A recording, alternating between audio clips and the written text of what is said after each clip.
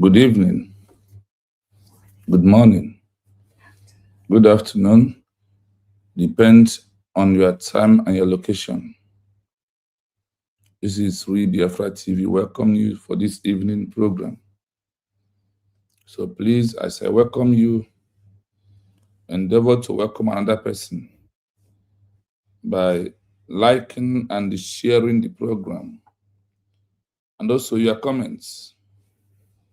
These are the things that make the message to go viral. Whenever you join, please don't be stingy of liking and sharing the program. Is very important at this stage that we are into. What we are doing is what we have to do because it's our country and we need to find out why do we really want Biafra this time and why Biafra fell in 1967 to 1970.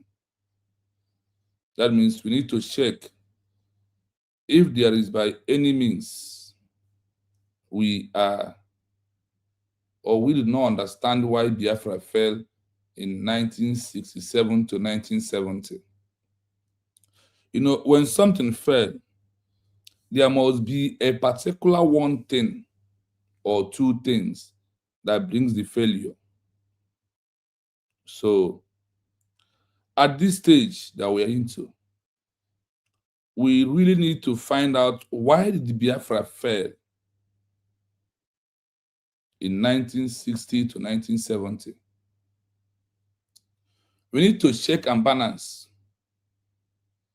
and also try to find out if we are doing the same mistake that made Biafra fail in 1967 to 1970, why Biafra was a failed state, why others in the past that went through the same way succeeded. Then you now need to compare this time. About today, we are not doing the comparison. Maybe tomorrow will be the day of comparison of how can we move away from that mistake that made Biafra fail in 1967 to 1970. Does it mean that Chukwuemeka Odumegwu Ojukwu did not play her role well? Does it mean that the armed struggle he used was against him? Or is he in connection of the entire UN and Soviet Union was why Biafra fell? These are the areas that I want us to look into today to fully find out why Biafra was a failed state. And in particular, what makes it to become a failed state is what we must run away from. That particular thing that makes Biafra to become a failed state, we have to run away from it. We'll find out if Biafra has met all the criteria of the international community and the Montevideo Convention and all of them. Then if Biafra has met all these criteria of the Montevideo Convention and all the Geneva Convention, then the question may be, why did the Biafra fail? Why did the world was against? Is it that the world is against us? Or that the approach we used was totally wrong? Or is it because of hatred? Also, is it because that the world don't want us to be a country? These are the areas we need to look into to find out why Biafra becomes a failed state. And whatever that made it to become a failed state is something that we must desist from. To be honest with you, I am very happy that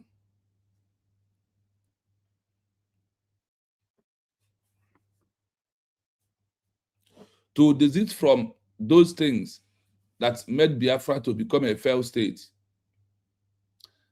When you look at everything that surrenders what we are doing this time around, someone may ask question, Is it only Biafra was the people fighting for exit of country between that 1967 to 1970?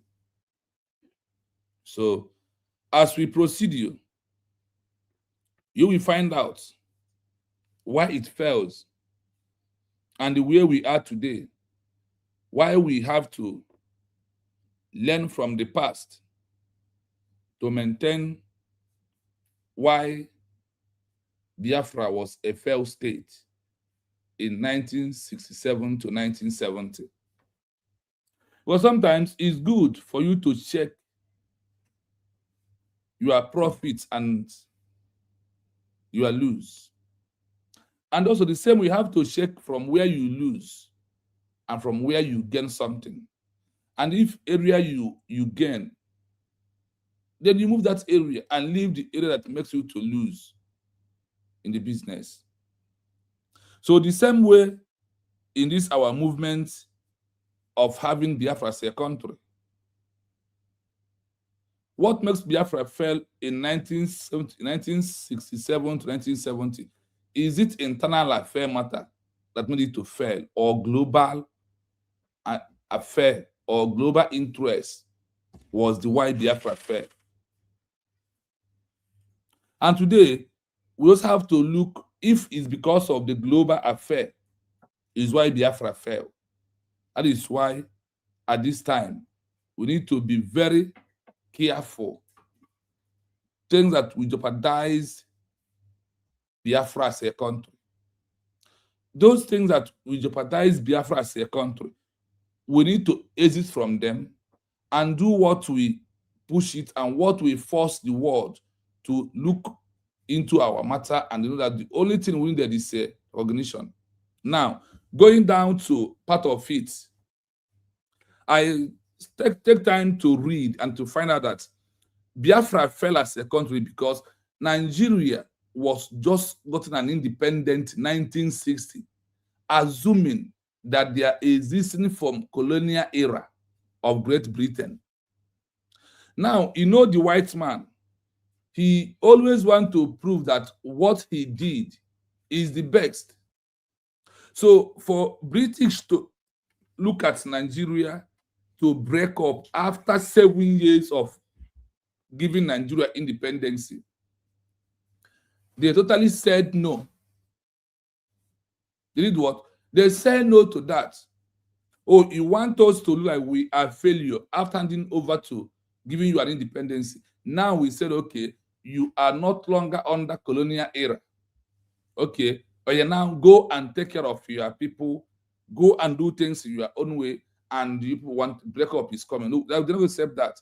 And also, based on the interest of the crude oil, based on the interest of the palm oil and the cocoa, this is the reason why they said no, that Biafra coming after 7 years of ending colonial era, that they are not going to allow it to go. Because if you come to the criteria of Biafra as a country, met all the criteria, the answer is yes. But look at this word, that is too early for breakup.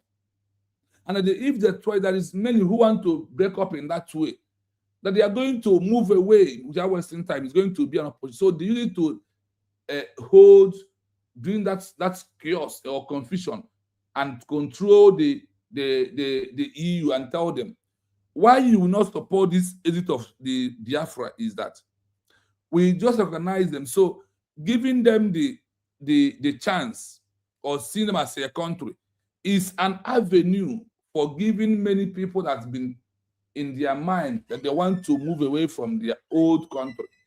So on that junction, they decide to maintain their correction of the words of 1914 and tell us that in 2014 that Nigeria will expire. In that 2014, Nigeria has expired. And because of the mindset and how Nigeria see things, it looked like, oh, it's never. But all that is happening now in Nigeria proving that Nigeria has what? Expired. Now, what makes Biafra fail in the other way around again is that in that the era of the colonial era, where the British and all these people sponsored Nigeria, Soviet Union, United Nations in question, United Kingdom, sponsored Nigeria using food blockage on the Biafran people. Now, you see the two things. The two things that they use against us. One is that we just grant independence to this Nigeria 1960. 7 years then they want to, people are talking about breakup, that we are not going to allow it to happen.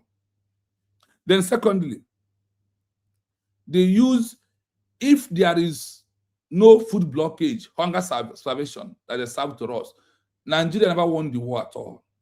But you see this method of things, moreover, the issue of starvation that they use against us, that is what weak the war. That is also why Biafra becomes a first. And also, Biafra on that time was on the gun and bullet battle, not on the legal. Being not on the legal, that nobody will talk.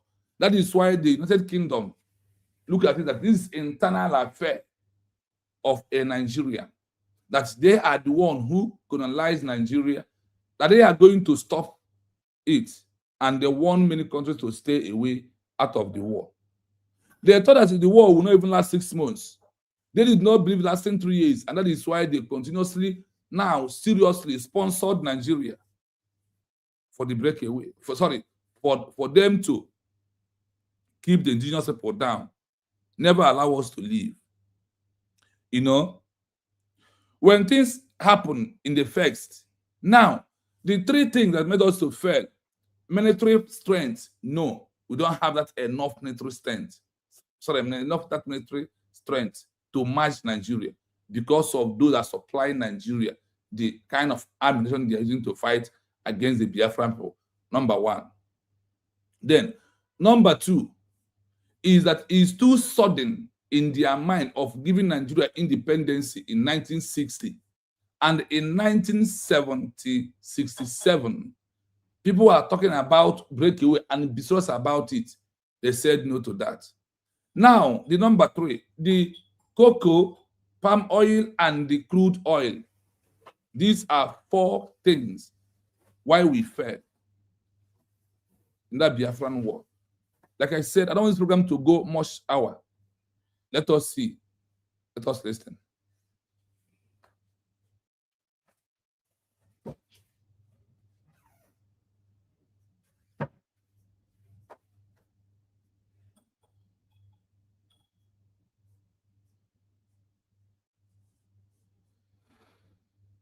Sorry, I'm coming.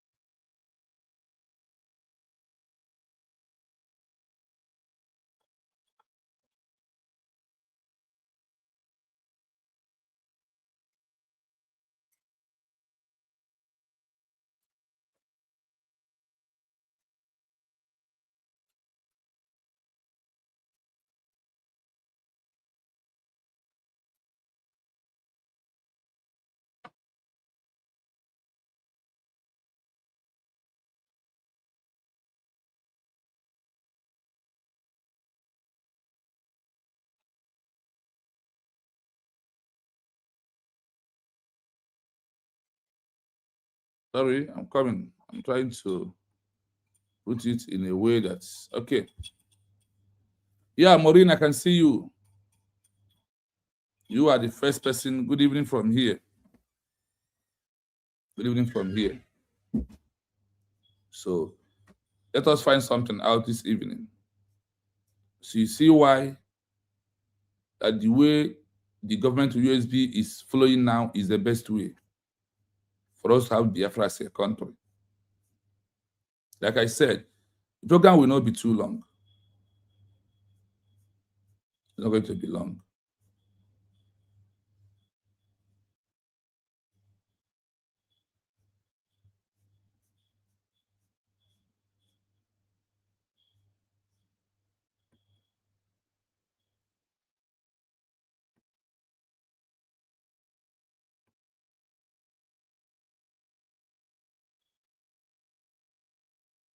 To understand why Biafra was not recognized as a country between 1967 and 1970, despite fulfilling the military force and effective control standards of the 20th century, we have to look at the clash between two different international rules that existed at that time.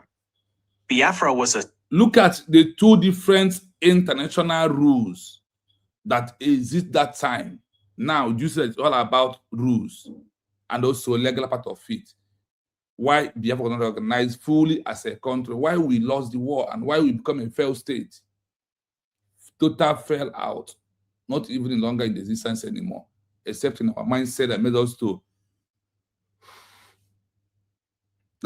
to really declare it back. Ma is a humble lion. Wow. Good evening from here. Good evening. Let us continue. State in practice. It had a bank, a constitution, an army, and a capital, but it failed to become a country in the eyes of the UN for the following legal and political reasons. Listen. 1. The principle of territorial integrity versus self-determination. In 1960, the UN passed Resolution 1514, which supported independence. However, there was a hidden catch in paragraph 6. The rule: any attempt aimed at the partial or total disruption of the national unity and the territorial integrity of a country is incompatible with the purposes and principles of the Charter of the United Nations. The impact on Biafra, the UN and the Organization of African Unity, OAU, interpreted this to mean that independence was only for colonies, like Nigeria, leaving Europe, but not for regions, like Biafra, leaving a newly independent African state. The world feared that if Biafra succeeded, every other border in Africa would collapse into tribal wars. 2. The lack of great power support. In the 20th century, military force only worked if a permanent member of the Security Council supported you. The global blockade, both the United Kingdom and the Soviet Union actively supported the federal side with heavy weapons and diplomatic cover. Limited recognition. While 5 countries, Tanzania, Gabon, Ivory Coast, Zambia, and Haiti, recognized Biafra, they did not have the military or economic power to force the UN to grant Biafra a seat. Without a superpower ally, military force was not enough to overcome a total blockade. 3. The recognition gap. Under the Montevideo Convention, Biafra met all the criteria: people, territory, government. However, in the 1960s, a new theory called the constitutive theory of recognition was dominant. This theory argued that a state only exists if other states say it exists. Because the majority of the world chose to see the conflict as an internal affair of Nigeria rather than an international war between 2 states, Biafra was denied the legal status of a country, even though it functioned as one for 3 years. 4. The 20th century, military exhaustion. In the 19th century, if you won the war, you were the country. But in the 20th century, the international system developed economic warfare. Biafra was defeated not just by bullets, but by starvation and total blockade. Because Biafra could not sustain its functional sovereignty, the ability to feed its people and trade, under the pressure of the blockade, its military force eventually collapsed. In the 20th century, if your military force died, your statehood died with it. Comparison. Why Biafra, 1967, is different from the 21st century path. Feature. Biafra, 1967 to 1970, Modern Movement, 2026, Primary Tool. Military Force and Defense, Peaceful Redeclaration and Law, UN View, Internal Rebellion, Exercise of Human Rights, ICJ, Global Context, Cold War, Territorial Integrity, Digital Sovereignty, Self-Determination. Outcome, military defeat led to erasure. Legal status remains even without territory. Why this is important for you today. Biafra in 1967 followed the 19th century model, fighting to be a country. Today, movements like the United States of Biafra are following the 21st century model, declaring to be a country. The 1967 attempt failed because it relied on military force in a world that prioritized territorial integrity. The 21st century path is stronger because it uses the ICJ Kosovo ruling and administrative sovereignty, like IDS, to prove that the state exists legally regardless of military conflict. This makes it much harder for the UN to ignore. Take the word. This make it harder for the UN to ignore Biafra through this legal means that we are pressing now.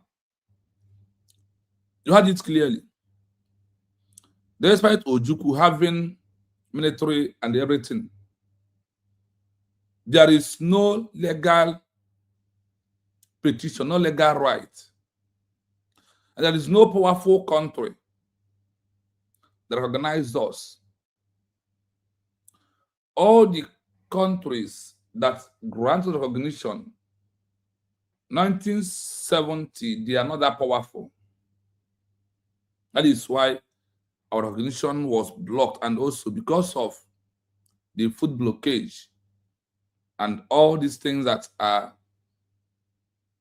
the world uses as their own excuse. Now that we have a law that we question them, we have to do it. But listen to this again. Listen again.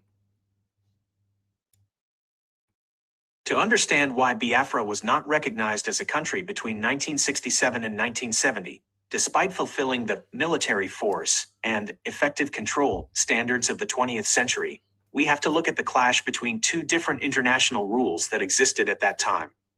Biafra was a state in practice. It had a bank, a constitution, an army, and a capital, but it failed to become a country in the eyes of the UN for the following legal and political reasons. 1. The principle of territorial integrity versus self-determination. In 1960, the UN passed Resolution 1514, which supported independence. However, there was a hidden catch in paragraph 6. The rule: any attempt aimed at the partial or total disruption of the national unity and the territorial integrity of a country is incompatible with the purposes and principles of the Charter of the United Nations. The impact on Biafra: the UN and the Organization of African Unity, OAU, interpreted this to mean that independence was only for colonies, like Nigeria, leaving Europe, but not for regions, like Biafra, leaving a newly independent African state. The world feared that if Biafra succeeded, every other border in Africa would collapse into tribal wars. 2. The lack of great power support. In the 20th century, military force only worked if a permanent member of the Security Council supported you. The global blockade: both the United Kingdom and the Soviet Union actively supported the federal side with heavy weapons and diplomatic cover. Limited recognition: while 5 countries, Tanzania, Gabon, Ivory Coast, Zambia, and Haiti, recognized Biafra, they did not have the military or economic power to force the UN to grant Biafra a seat. Without a superpower ally, military force was not enough to overcome a total blockade. 3. The recognition gap. Under the Montevideo Convention, Biafra met all the criteria: people, territory, government. However, in the 1960s, a new theory called the constitutive theory of recognition was dominant. This theory argued that a state only exists if other states say it exists. Because the majority of the world chose to see the conflict as an internal affair of Nigeria rather than an international war between 2 states, Biafra was denied the legal status of a country, even though it functioned as one for 3 years. 4. The 20th century, military exhaustion. In the 19th century, if you won the war, you were the country. But in the 20th century, the international system developed economic warfare. Biafra was defeated not just by bullets, but by starvation and total blockade. Because Biafra could not sustain its functional sovereignty, the ability to feed its people and trade, under the pressure of the blockade, its military force eventually collapsed. In the 20th century, if your military force died, your statehood died with it. Comparison: why Biafra, 1967, is different from the 21st century path. Feature: Biafra, 1967 to 1970. Modern movement, 2026. Primary tool: military force and defense. Peaceful redeclaration and law. UN view. Internal rebellion. Exercise of human rights, ICJ. Global context. Cold War, territorial integrity. Digital sovereignty, self-determination. Outcome: military defeat led to erasure. Legal status remains even without territory. Why this is important for you today. Biafra in 1967 followed the 19th century model, fighting to be a country. Today, movements like the United States of Biafra are following the 21st century model, declaring to be a country. The 1967 attempt failed because it relied on military force in a world that prioritized territorial integrity.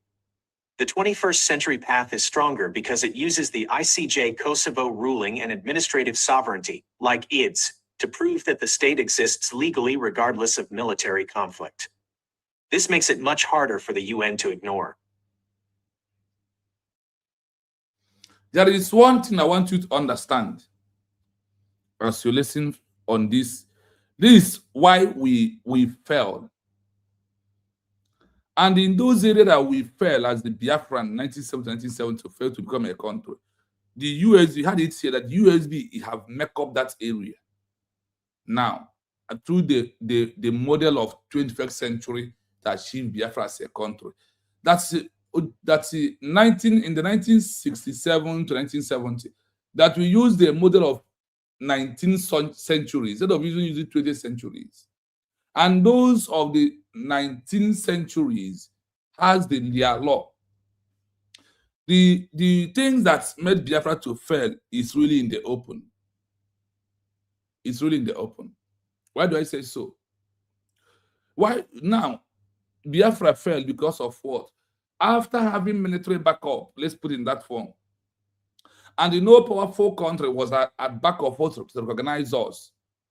That is why Biafra is part of it. Biafra has become a failed state because no powerful country recognizes us. It could have been after the 5 countries had recognized us, if they are really, their mindset is thinking very fast. One of them could have been lobbying for Biafra to get another foreign country by them, used to get it for us. Then we will thank them.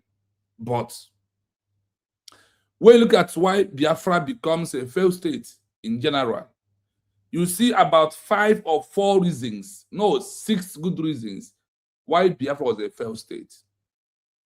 As we proceed, you will understand it. To understand why Biafra was not recognized as a country between 1967 to 1970, despite fulfilling the military force, despite that they fulfilled the military force of the UN and effective control, standard of the 20th century, we have to look at the clash between 2 different international rules. They exist at the night, at a time. So when you see something and when you listen to hear, let's say that we met the criteria of military force, then why are we not effective countries in that time till today? There is things. Biafra was state. It has his bank, constitution, and the arm. Do you remember that here, they did not bring the military first? After saying what we have as a country, they now bring military in what position? That is the areas you have to think. As we are thinking on this area, that after having all this, we fail. Now let us see the principle of why it happens.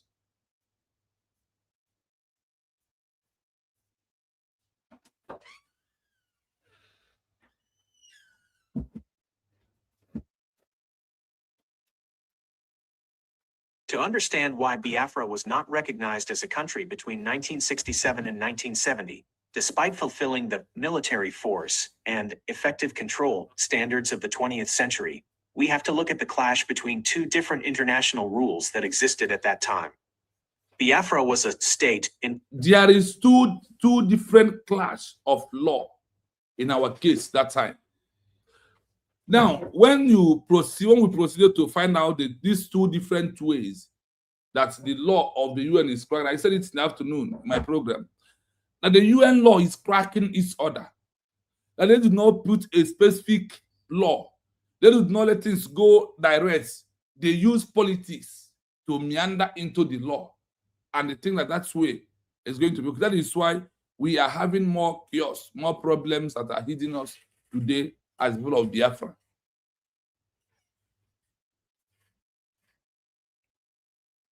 So we continue. It had a bank, a constitution, an army, and a capital, but it failed to become a country in the eyes of the UN for the following legal and political reasons.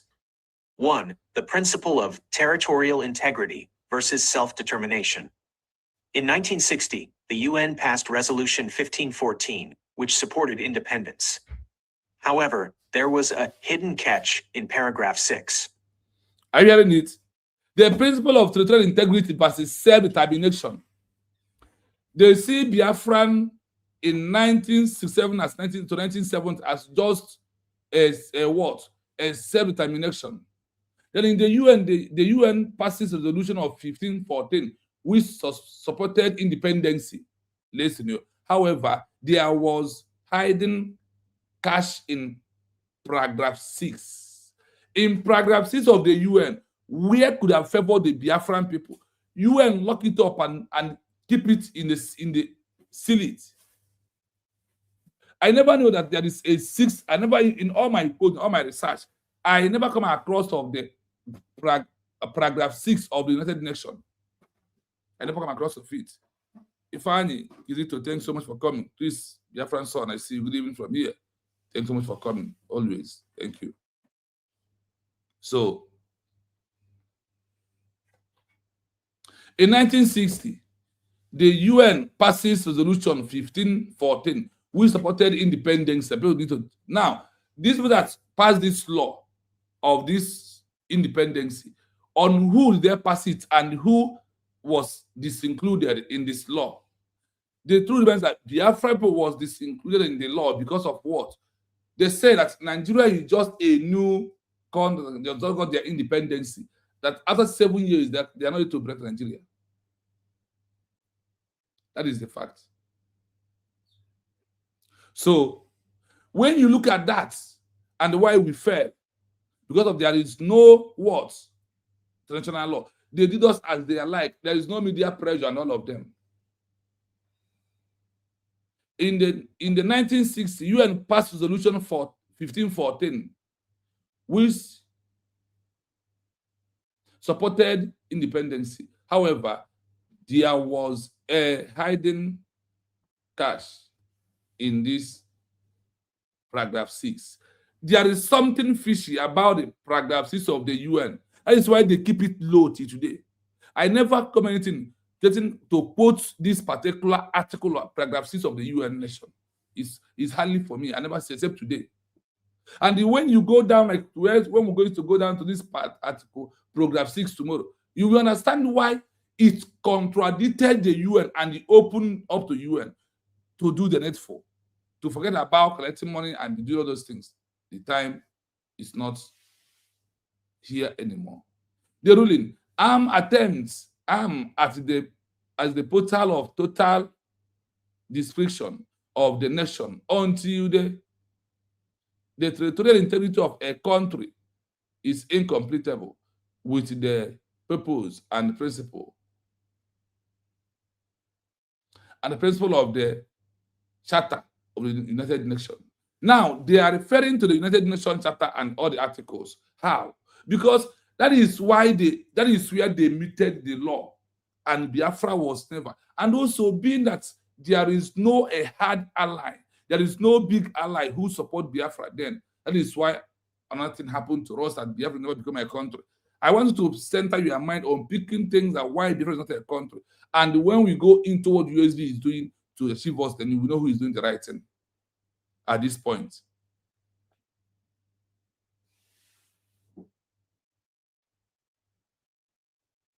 So the failure of 1967 is what the USB is blocking this time around. So they are stepping on it and they're doing the needful. Any attempt that is not from them, they knock it off. The importance on the importance on Biafra. The UN and the Organization of African Union, OAU, interprets this. I'm coming. So to interpret this to many, that independence was only for colonial powers. What happened? They tried to emphasize that independence in 18,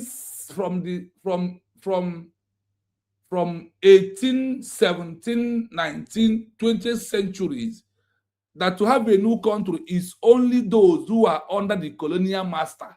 That is why they hide this law. Is their rule. That if you are not under colonial master, like British is colonizing Nigeria, France is trying to colonizing the Algeria people. Let me use an example. Or Spain is colonizing some people somewhere. So that is why it's help. And that is why, because of that, what happened? Disappear from us. So the rule and the attempt and the part of the total destruction of the national unity. They see Biafra, that is Biafra is going to destroy the Nigerian national unity. And also, remember they said that Nigeria was just getting them the fresh independence from the colonial rule. That the freedom of having a new nation is not for Biafra, but it's only for those in Nigeria abroad to celebrate about the ending of the colonial era, where they have their full independence in 1960.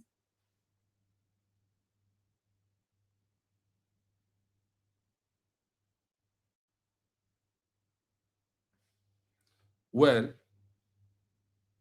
we are here today. The importance is what USB is doing.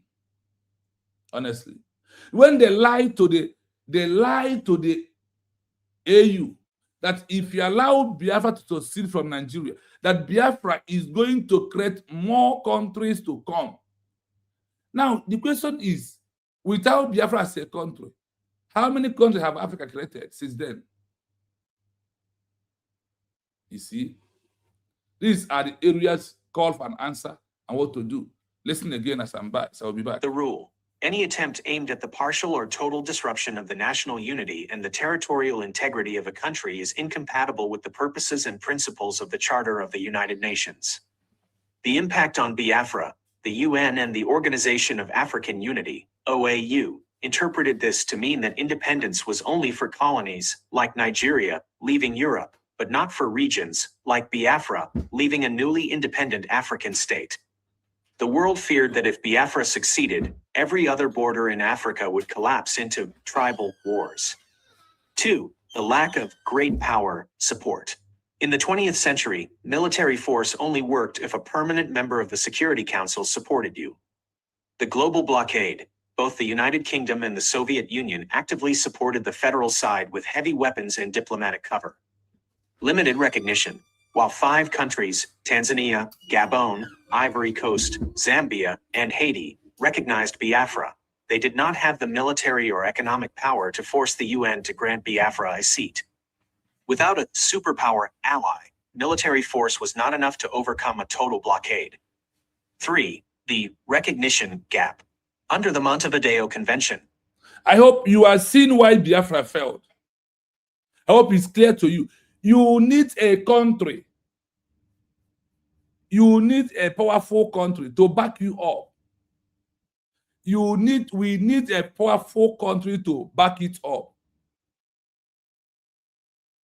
Then all the laws was made for what? For the colonial era time. Yes, you are right. All the laws was made for that time, for the colonial era. the protocol and the amended to lead to where we are now has never happened then. There is no law then. Then the only one law among those laws of the UN could have favored us is what? The one in paragraph 6, and they said that the British, or sorry, that the United Kingdom or the European Union, all of them, including the Organization of Africa, all of them covers it down.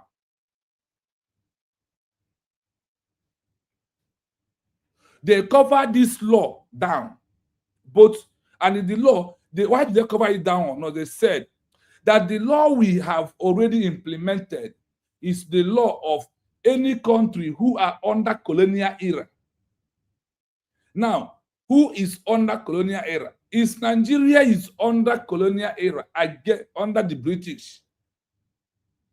Now, finally, in that 1960, that British decided to grant Nigeria independence, what they call independence to Nigeria, with artificial border. And they said, we just granted them a new country, 1960. How do you think we leave them to govern themselves? And under 7 years, another new country is emerged. Then they use us as they said that if they try it to recognize Nigeria, or to recognize Biafra as a country, that many people with many war and many internal countries will come out to claim their rights. This is a politics, you understand. That is why, if you are not a politician, you will not fight for a new country.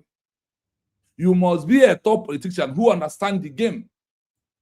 What was the politics being played on us that time? The politics that they played is to colluding with deceiving the African countries, some of them, and the AU, to tell them, do not allow these people. If you allow Biafra to become a country, we are going to be facing war, tribal war. It usually the word they use. They are going to face what? The tribal war. We are going to face inbuilt and the border problem at all time. That is why, because of what? That the law we have is the law for colonial era time, not under civil and the way we are seeing this right now. That is what is called the hypocrisy in Africa then. They always use your own against you. They will always use your own against you. The same thing you are seeing today in this movement that we are into. So it did not see us start before the 1960s to 1970. The world has learned how to use their own to fight. They use Africa to fight us also. Despite the United Kingdom, all the effort, and the Soviet Union, and also Russia supporting and giving Nigeria equipment then. So when you look at all those things, then you understand why Biafra fell. Number one, why Biafra fell is what? The principle of territorial integrity and versus self-determination. In 1960, the UN passed a resolution of 1514. We support independence. Do you hear it? And what kind of independence in this resolution they submitted? What kind? The solution of the rule, the what? The rule, any attempt armed and the threat of total destruction of the national unity and that the territorial integrity of a country is what? That it is untouchable or implementable with the purpose and the principle of the Charter of the United Nations. They said that with the United Nations Charter, that no matter what happens, that's nothing like having a new country. After 1960, of those 7 years of Nigeria as a country, that means they look at that Ojukwu was too in a hurry to Biafra to exit from Nigeria. Just use that word. Let us use the common word that others will understand. That is how they see everything. Now, in this Biafra movement, you see why it fails. They say that it's too sudden to fight for Biafra as a country. So now, that is why we have to, in fact, I don't even go to USB because the USB matter will come by itself. You hear it. Then when I tell the world has already known that there's something called USB. The world already know that it's a United States of Biafra. not what you think and how you feel. Ngozi will go to Fulani, you are USBG government of Ngozi. No. The world has started addressing us as people of Biafra, people of United States of Biafra, because the document has sailed into all 250 something countries, has received our peaceful legal declaration document in their hand, and all the grievances and all why we are acting as a government, as de facto government right now. That method of 1967 to 1970, you see how it fails. The military time failed us because we are not under colonial era. And the law and the rules and the principle of that 1967 to 1970 to 20th centuries was a law of the colonial era alone. Not now. They have included, and as amendment, and also have existing protocol on it. So that is why we have to continue. Now, number 2, the lack of a great power support. Number 2, where we fail, the lack of a great power support. In 21st century, military force only work if a permanent member of the Security Council supports you. Now, in the Biafra movement in 1970, after that decided war or include or in and out of it, there is no powerful country that supported us then. You see why? And that is why Biafra fell. The number 2. Now, the global blockage, they blocked us everywhere. No food, hunger starvation. Hunger starvation. That is when Nigeria committed a crime against humanity. The time will come when they will answer. Let's talk about it right now. So that you can't compare all these things and the link of great powerful support without seeing all this kind of thing to happen. The global, this is a global blockage on us. Not that Nigeria alone block us, no. Why are blocking it? Because of they say that the law they have is the law of the colonial era, not the law of the civil and the people to exit on their own from a country that was just gotten independence in 1960. You see why? Number 2, what happened? They want to use food blockage to buy us. Both the United Kingdom and the Soviet Union actively supported the federal side with the heavenly weapon and diplomatic cover.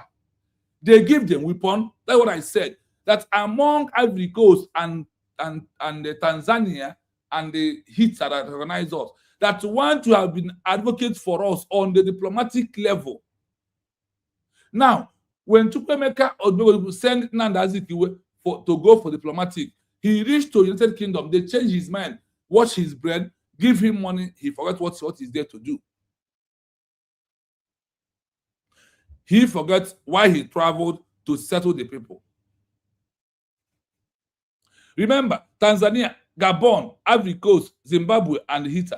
Among these 5 countries, none of them did what United Kingdom and Soviet Union was doing for Nigeria by fighting for Nigeria, blocking everything about Nigeria, protecting it as this is the final full stop.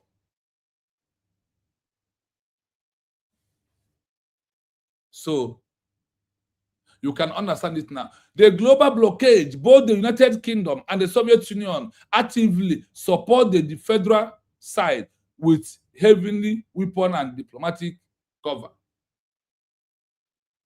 Yes, when you look at this diplomatic cover, the diplomatic support and the diplomatic cover is what the second thing that Chukwuemeka Odumegwu lost in that war. So, what is that global diplomatic? Is telling another country that this country is good. They are by law. They agree with the peace of the world. Let us grant the recognition. That is what it's all about. The global blockade from the who? From 2 people. limit of recognition. Why this recognition was limit? Why 5 countries, Tanzania, Gabon, Ivory Coast, Zambia, and Haiti, recognized Biafra? They did not have military or economic power to force the UN to grant Biafra a seat without superpower alleged. Before the superpower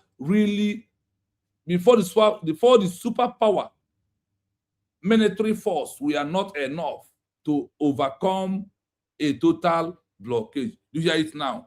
There is no much power for Biafra army to stop it. There is no equipment because they are fighting a state that another 2 states or 3 or 4 is supplying equipment to destroy Biafran people. There is things that we must understand why it fails and how we can exit from that. Today, we have made it clearly that Tanzania, Gabon, Ivory Coast, Zambia, and Haiti, that these countries have recognized in the past, that they do not have the power to lobby for us or to support us or to give us weapons to defend ourselves under self-determination. Then there's nothing like that. So what do? You go to the drawing board, we arrange ourselves, we move.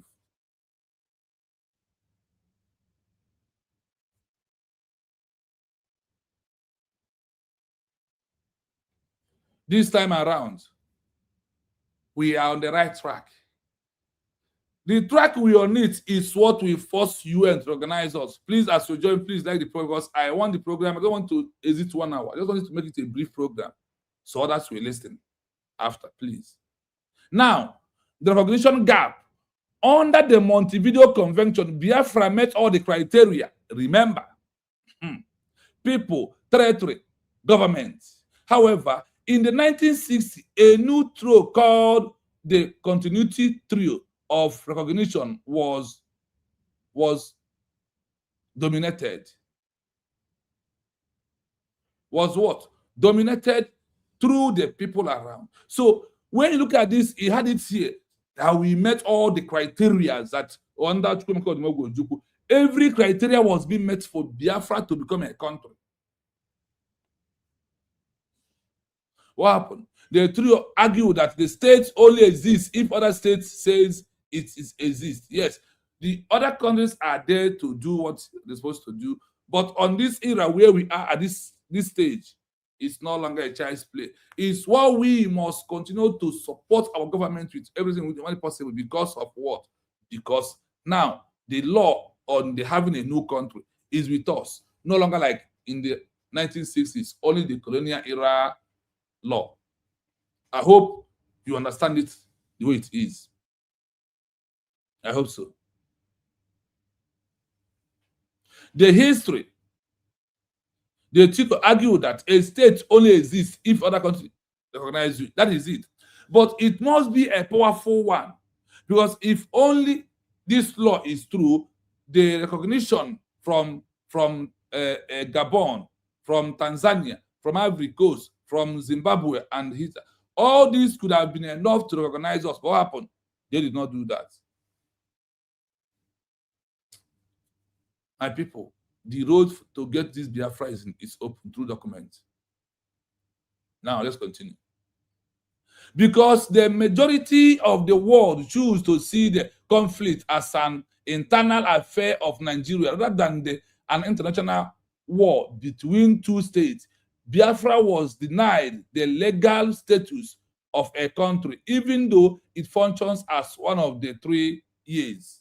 In that 3 years, it functions. Now, what do they mean by here?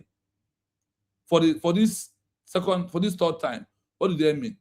They simply mean something that you need to know. Ushen, I see you, my brother. One love. Thanks so much for coming.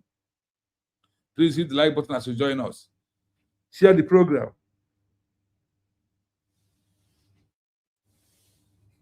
The work is getting more interesting, and we have mothered the sleep.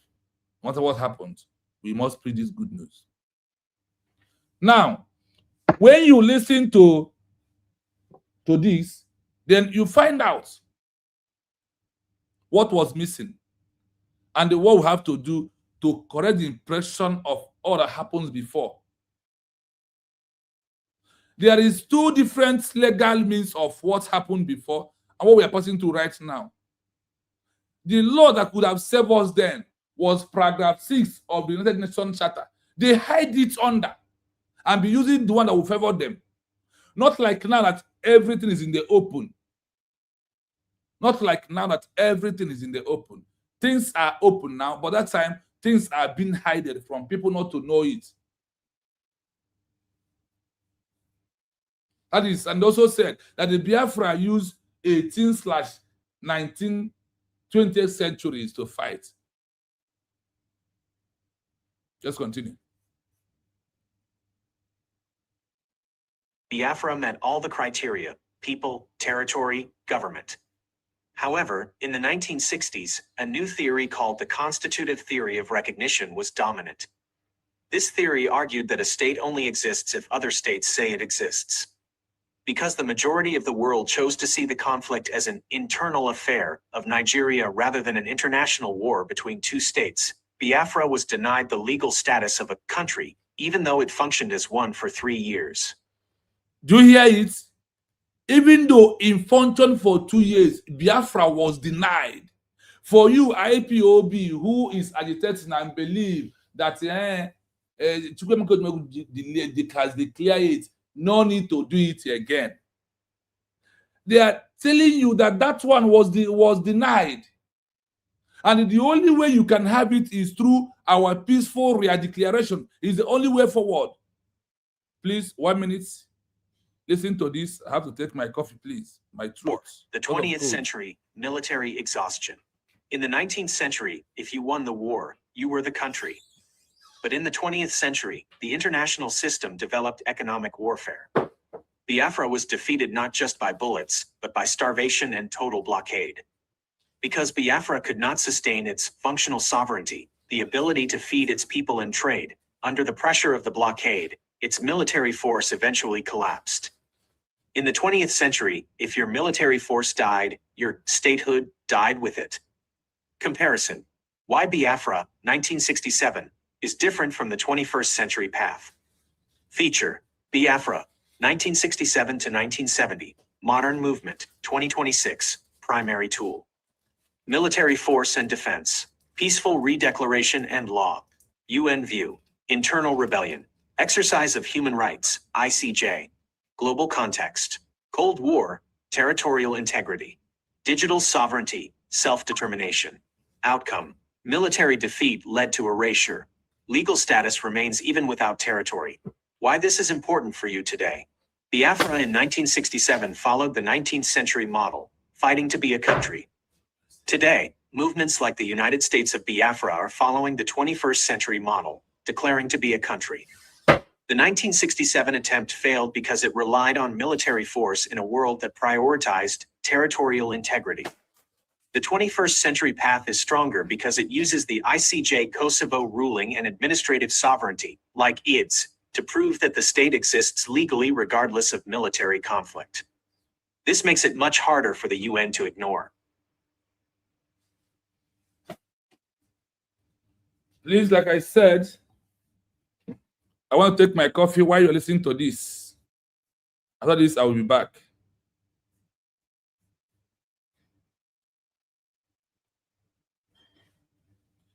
Biafrans, listen to this.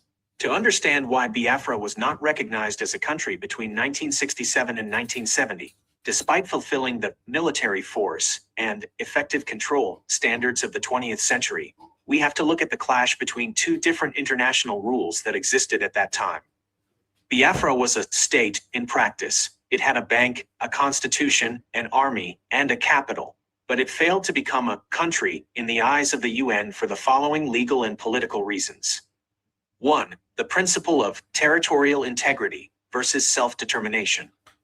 In 1960, the UN passed Resolution 1514, which supported independence. However, there was a hidden catch in paragraph 6. The rule: any attempt aimed at the partial or total disruption of the national unity and the territorial integrity of a country is incompatible with the purposes and principles of the Charter of the United Nations. The impact on Biafra, the UN and the Organization of African Unity, OAU, interpreted this to mean that independence was only for colonies, like Nigeria, leaving Europe, but not for regions, like Biafra, leaving a newly independent African state. You see it? They see Biafra, that the law of 1960 and move forward or backward towards them was only for the colonial era.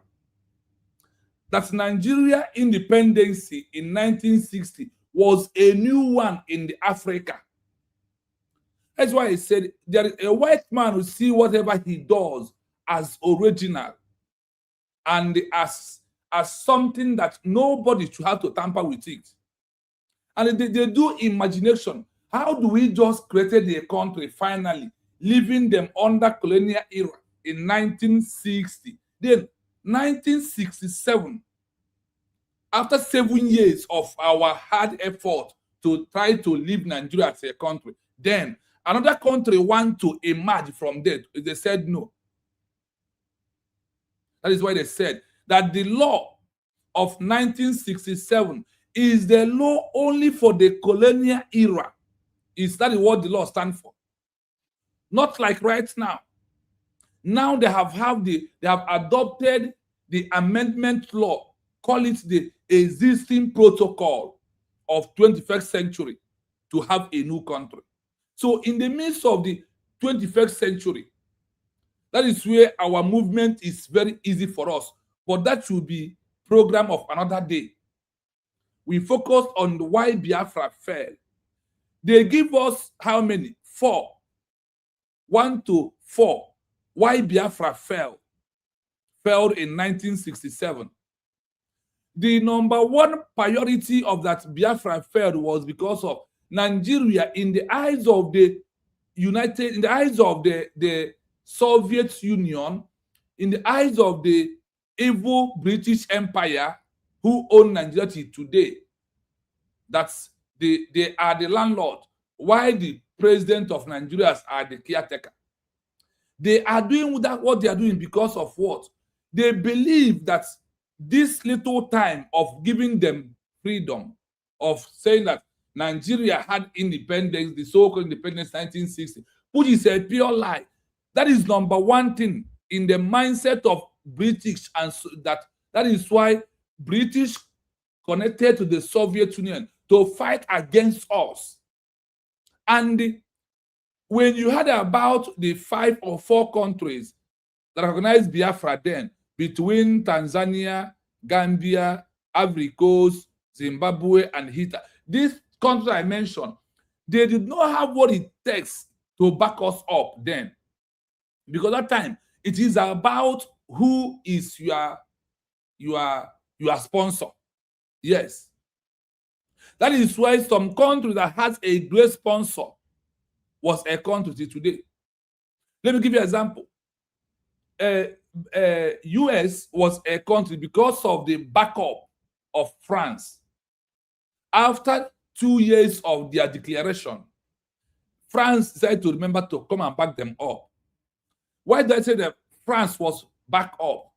The first country that recognizes America as a country after their declaration of 56 Continental Congressmen. Now, in that particular era of the case of US, Morocco in Africa was first country ever that recognizes US. That was not enough to chase away remember that is still under the colonial era. The same British that colonized Nigeria is the same British that colonized America in 1776. The same British. Now, when Morocco recognizes US, the power or the equipment to support them to exit to chase away the British was not there. What happened? They waited until France has seconded that recognition. Immediately, France has announced that they have recognized America as a country of their own. What happened? France now, as one of the biggest countries, back it up continue to campaign that America should be a country of their own, not only with their mouth, through supplying them the equipment they needed, like the way British supplies Nigeria through Soviet, with the help of Soviet Union, to suppress and cause genocide in Biafra land. Through that means, Biafra becomes a failed state. We lost it totally because of there is no Godfather. It means that the word that is common to us. Because of what? There is no Godfather. And because of there is no Godfather, that is why the British can collude with Soviet Union, and also British was the one doing the diplomatic work for Nigeria. Why Ojukwu sent Nnamdi Azikiwe for diplomatic work? Instead of him to leave British, he dived into British and he was there with a round table with them. He colluded that we don't need Biafra. Then nobody was doing the diplomatic aspect of it for Biafrans. And it becomes what? A fallacy, because the diplomatic is very, very important. The diplomatic is very, very important. While you are fighting, the observers, the referees are watching. They are the one doing the observation. If there is error here, the referee will blow the whistle, the match will stop, they will keep a point. If they deserve to give you a yellow card, they will give you. So in the 1967 to 1970, there was no referee, which is diplomatic and the legal aspect of it.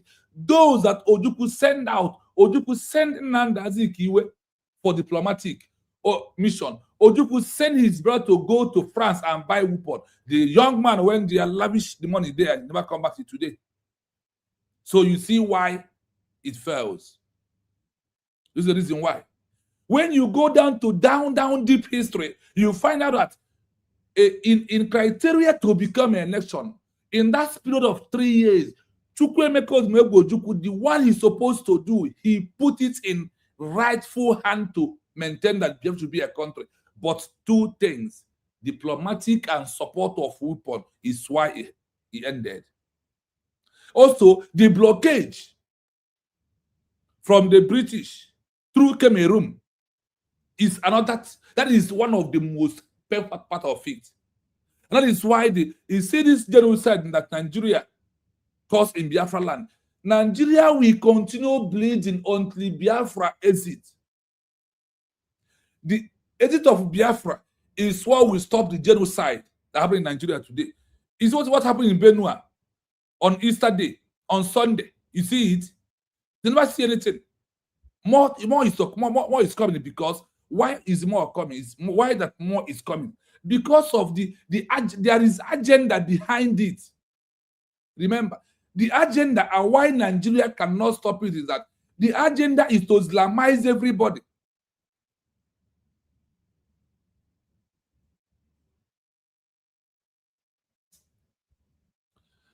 Maureen, you say this way in the afternoon, I will tell you. When South Africa leave Namibia, there is no military, there is no force. When Ethiopia leave, etc., in fact, that is program for tomorrow. I won't jump to prove to you right now. I will show you the countries that those that occupy them exit because of recognition and support. When finally Namibia, Algeria, Eritrea in Africa that got invaded from Ethiopia, none of them chased South Africa. South Africa did not leave Namibia directly by force. That is not, see, this is our mindset. That is why we are having the problem we're having today. See, legal means of 21st century. Do you know that what makes South Africa to exit Namibia was legal and diplomatic? The recognition that UN give Namibia was what triggers immediately that UN give Namibia that recognition. The AU in Africa sanctioned South Africa immediately. You know, the problem is that you don't understand that the peaceful declaration document is bigger than force, military force. The word said, if you try to use force to exit this time around, that the entire world will come against you. And we are telling you that we need a backup. That because of lack of backup, that is why Biafra is not a country. And the things that the world has given the open to do, for you to have Biafra as a country, you continue on how you feel, what you think. What you think cannot make Nigeria to live. What will make Nigeria to live is the international law and their treaty, their diplomatic and recognition is what makes them to live. That is why in Igbo adage, when somebody in the question of killing that person, that is where we are in this era. The world has changed and openly proven there is way to have a new nation. That this is the way you have to go, not the other way around. And who are you to say no? That is why we see this way you are thinking is why we remain here today. Once we stop reasoning that way, once you stop reasoning this way we are reasoning right now, you will see the movement and what the world are expecting from us and why we are on the right track at this time. Nigeria will exist from Nigeria. You see, Nigeria must exist from Biafra land. It's not going to be under gun and bullet. Chukwuemeka Odimegwu Ojukwu, when saboteurs was not everywhere, tries, it did not happen.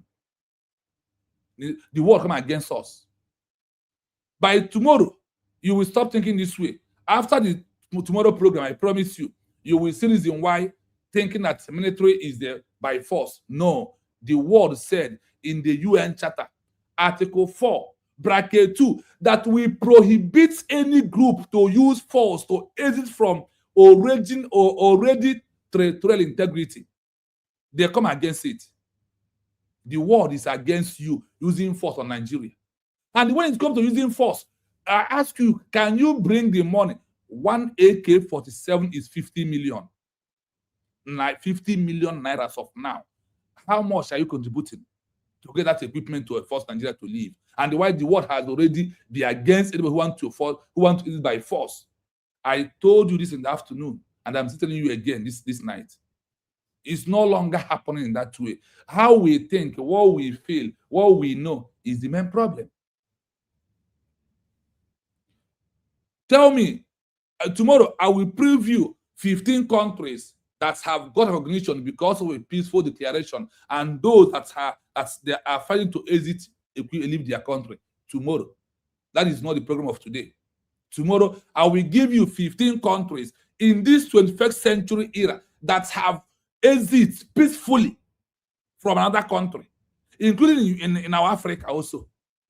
That is why when I'm saying something, if you see me, I don't just come here to talk.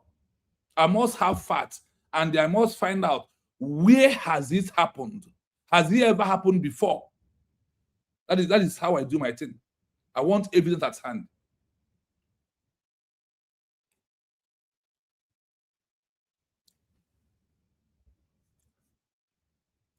Let's continue.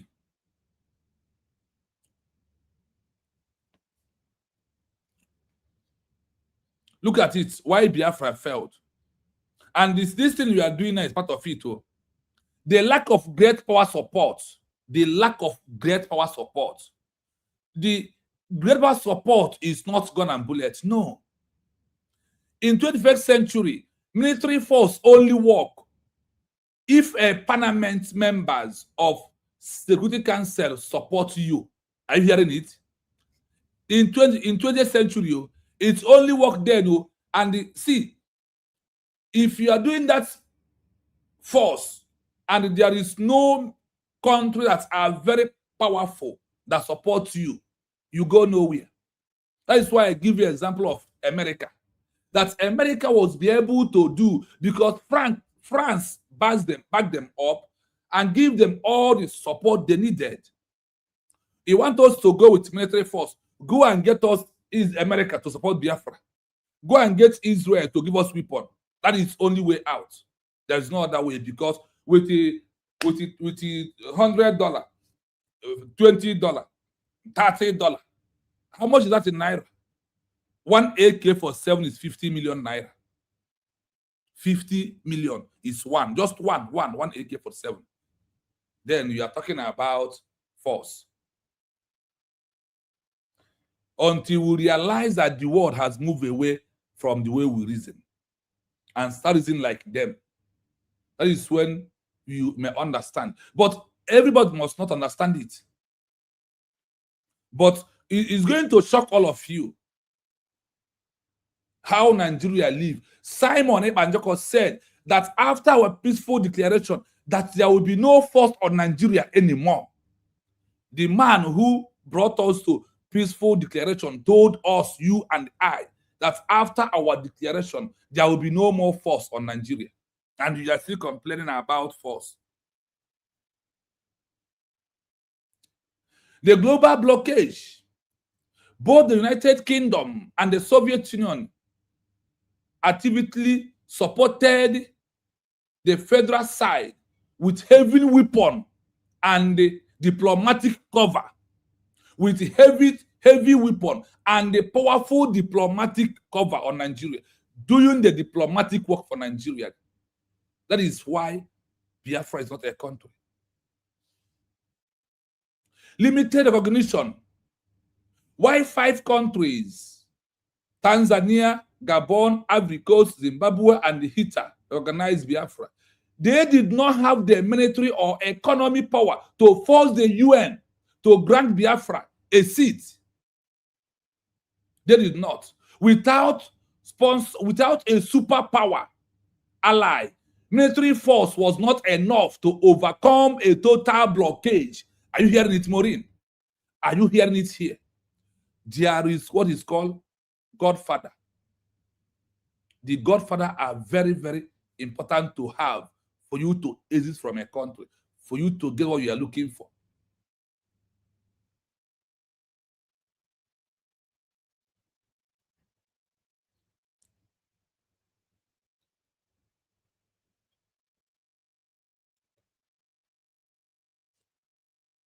I don't understand what you mean. So when you look at this and the way the world is, then you will understand it.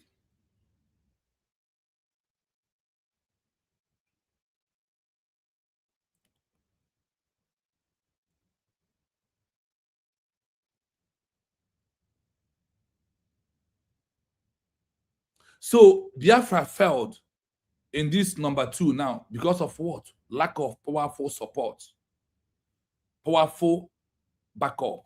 We don't have it then, both into diplomatic and the military force then. Let's continue. The number 3, the recognition gap. Under the Montevideo Convention, Biafra met all criteria. Are you hearing it? What was the criteria that Biafra did not meet? They did not meet diplomatic and the backup with a powerful country to support what we are doing, to be our what? Our backup. That is why Biafra fell. After meeting all the criteria. What are those criteria? People, territory, government. However, in the 1960s, now a new theory called the constitutive theory of recognition was dominated. The world, the United Nations dominated it for us, and Nigeria they give it to Nigeria, through them being the one that are lobbying and doing diplomatic work for what? For the Nigeria. Because I read the history that even Sweden wanted to intervene to support. Even this Norway wanted to support Biafra then. What happened? The British called them in Commonwealth, sit them down, and they lied to them. They accepted, they go back, and we continue fighting till 3 years. Because they was asking why there was no ceasefire to look at what is happening. They said that then the United Kingdom said their problem is internal matter, not external. The theory argued that a state only exists if other states says it exists. That is what we lack. The 5 that said it doesn't have the economy, the power, the equipment to back it up. That is why it fails. Because the majority of world choose to see the conflict as an internal affair of Nigeria rather than an international war between two states. Biafra was denied the legal status of a country. Do you see it? That is why the government is going through legal. Biafra was denied a legal status of a country. Even though it functioned as it functions one for 3 years that Biafra functioned for. But they denied us what? The legal right of us. And Biafra becomes a failed state.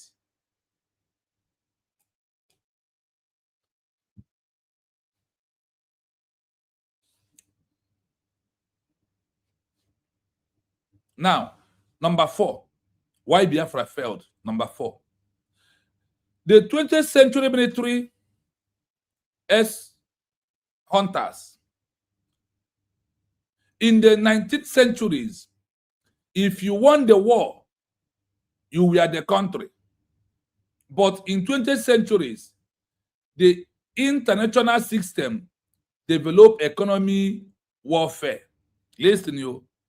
Biafra was defeated not just because of bullets, are you hearing it? But by starvation and total blockage. Today, are we without law? Cameroon will still do what they did in 1967 to 1970. Ambazonia are not yet official.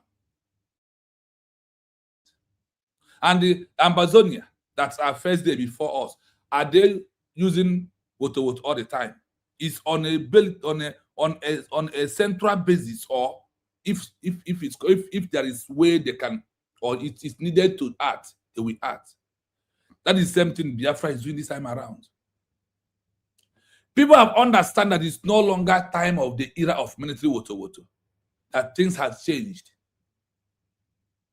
That's what things has changed. That is how the world will see it.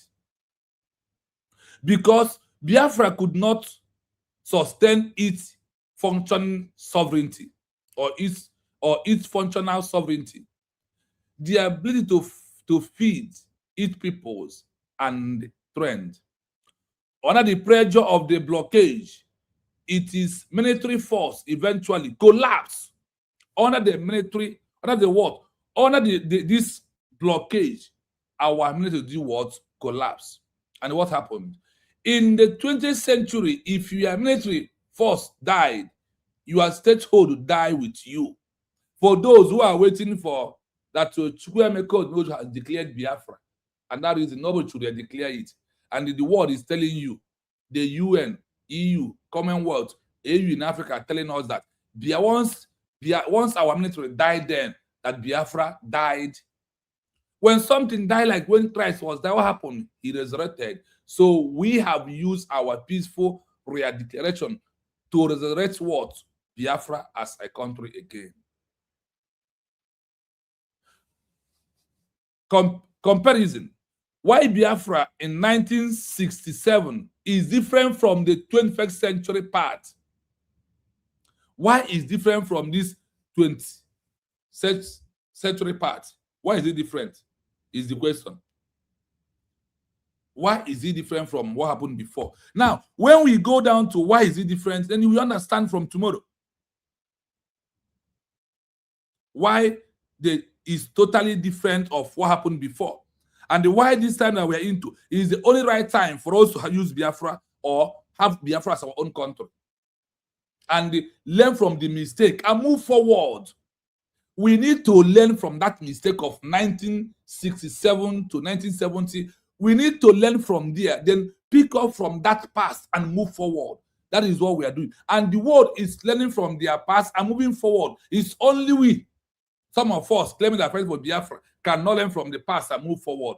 The time has come for us to leave this our past and join the new movement of the world, so we can be able to achieve Biafra as a country, and which is USB is doing all 100% of having Biafra as a country. Future. Biafra in 1967 to 1970. Modern movement of 2026 of Biafra. Listen. This is how the world is seeing everything. Primary tool, military force and defense. That is 1967 to 1970. Then 2026, peaceful redeclaration and the law. And this is the law that they denied us in 1967, 1970. And today, the Biafra of today movement through USB redeclared is moving towards what? Towards the peaceful redeclaration and what? The law of it. UNV, internal rebel or internal rebellion, is how they see us in 1967 to 1970. Then, in this 2026 or 21st century, as a side of human rights, I seek J. It is our time to exercise our rights. Global context, Cold War, Territorial, internal. Biafra in 1967, 1970, Cold War, Territorial, internal. Modern of 2026 of USB, digital sovereignty, self-determination. Digital sovereignty, self-determination, that is law, how we achieve Biafra. Outcome, military defeat lead to no country. Legal status remain even without territory. Legal status remains even without what? Territory.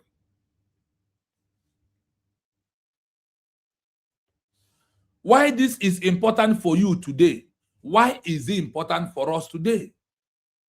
Biafra in 1967 followed the 18th century merge, fighting to be a country. Today, movements like the United States of Biafra following the 21st century model, declaring to be a country. The 1967 attempt failed because it's ruled on a military force. It relies on what? On a military force. That is why it failed.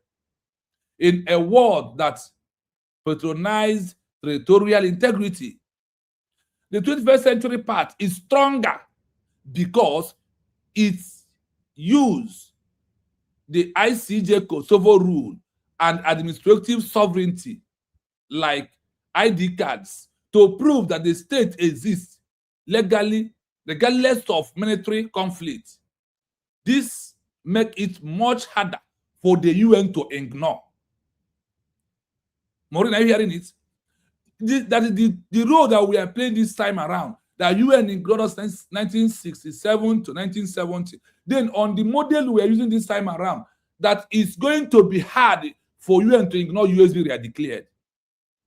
This is what the world, this is how things are being presented, and that is changes.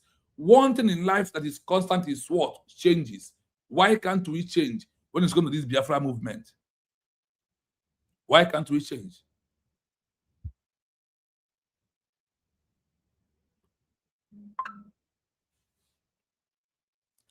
So it is very important that what we are doing is how everything will go.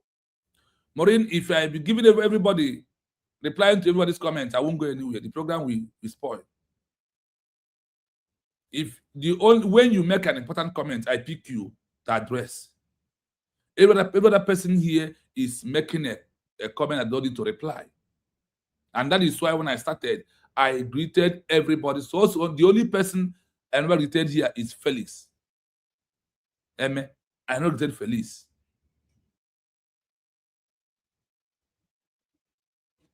So if you are beginning to read all the comments, I'm replying on it. How can I do the program? That is why I call by names, then I pick the most important one, like when you make a comment. That is the way I am seeing this struggle. I don't see Nigeria leaving Biafra land without using force. I pick up there, I talk about it. I give you examples of where it has happened and where the military force has delayed them to become a country. So I think I am trying to get eyes on it. If Felix only writes, which is our code. Felix put our code here. That is what Felix did. Then Florence, I did not mention her name. Reading from here. Ifeanyi Kirito, I greeted him. Then Chinenye, I greeted him. I greeted Chris, Biafran's son. So I am seeing the comment. When attention comes for us to go into the comment, we go there and pick up the question that needed to be addressed. That is why I address you. I did not mention her name, but she's here. These are people on the comment section.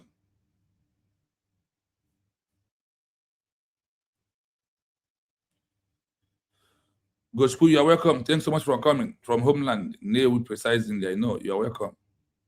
Let us listen to this again.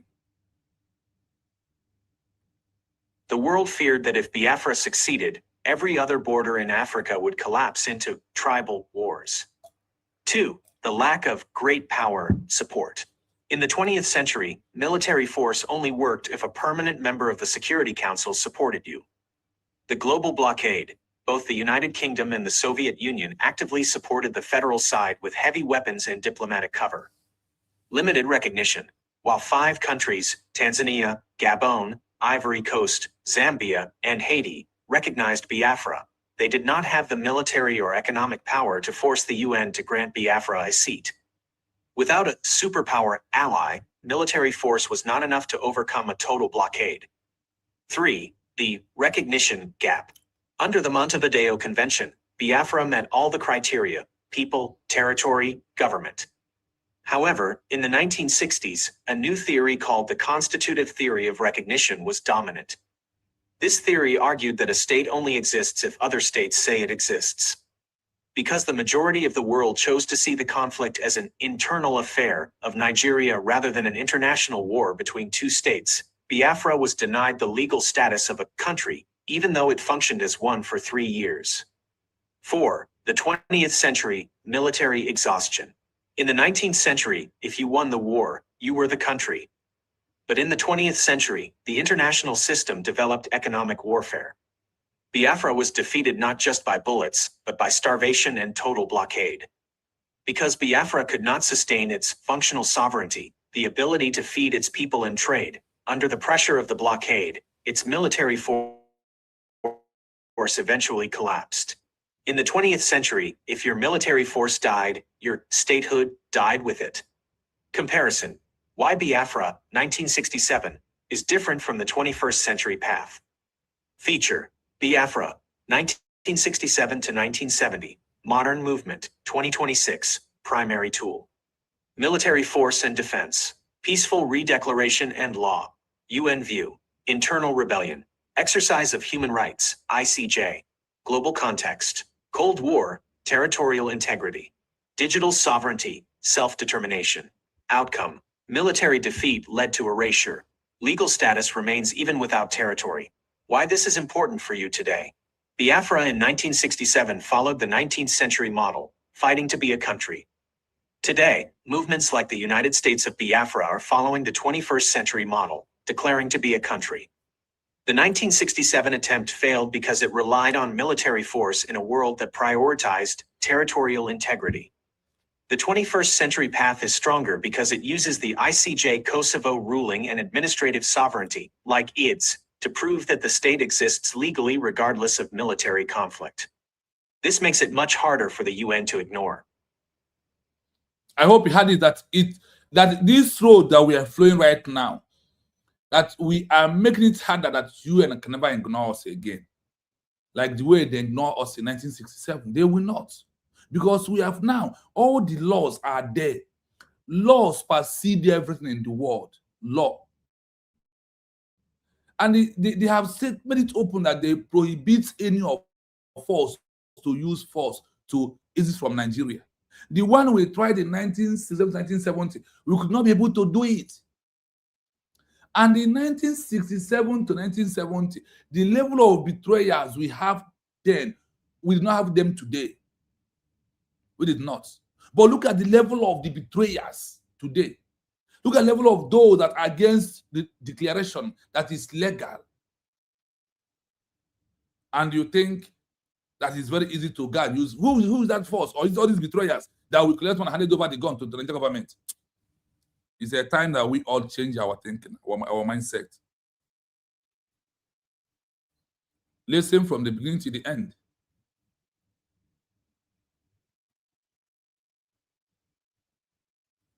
To understand why Biafra was not recognized as a country between 1967 and 1970, despite fulfilling the military force and effective control standards of the 20th century, we have to look at the clash between two different international rules that existed at that time.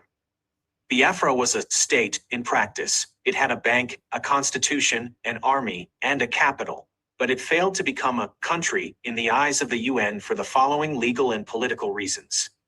1. The principle of territorial integrity versus self-determination. In 1960, the UN passed Resolution 1514, which supported independence. However, there was a hidden catch in paragraph 6. The rule: any attempt aimed at the partial or total disruption of the national unity and the territorial integrity of a country is incompatible with the purposes and principles of the Charter of the United Nations. The impact on Biafra: the UN and the Organization of African Unity, OAU, interpreted this to mean that independence was only for colonies, like Nigeria, leaving Europe, but not for regions, like Biafra, leaving a newly independent African state. The world feared that if Biafra succeeded, every other border in Africa would collapse into tribal wars. 2. The lack of great power support. In the 20th century, military force only worked if a permanent member of the Security Council supported you. The global blockade: both the United Kingdom and the Soviet Union actively supported the federal side with heavy weapons and diplomatic cover. Limited recognition: while 5 countries, Tanzania, Gabon, Ivory Coast, Zambia, and Haiti, recognized Biafra, they did not have the military or economic power to force the UN to grant Biafra a seat. Without a superpower ally, military force was not enough to overcome a total blockade. 3. The recognition gap.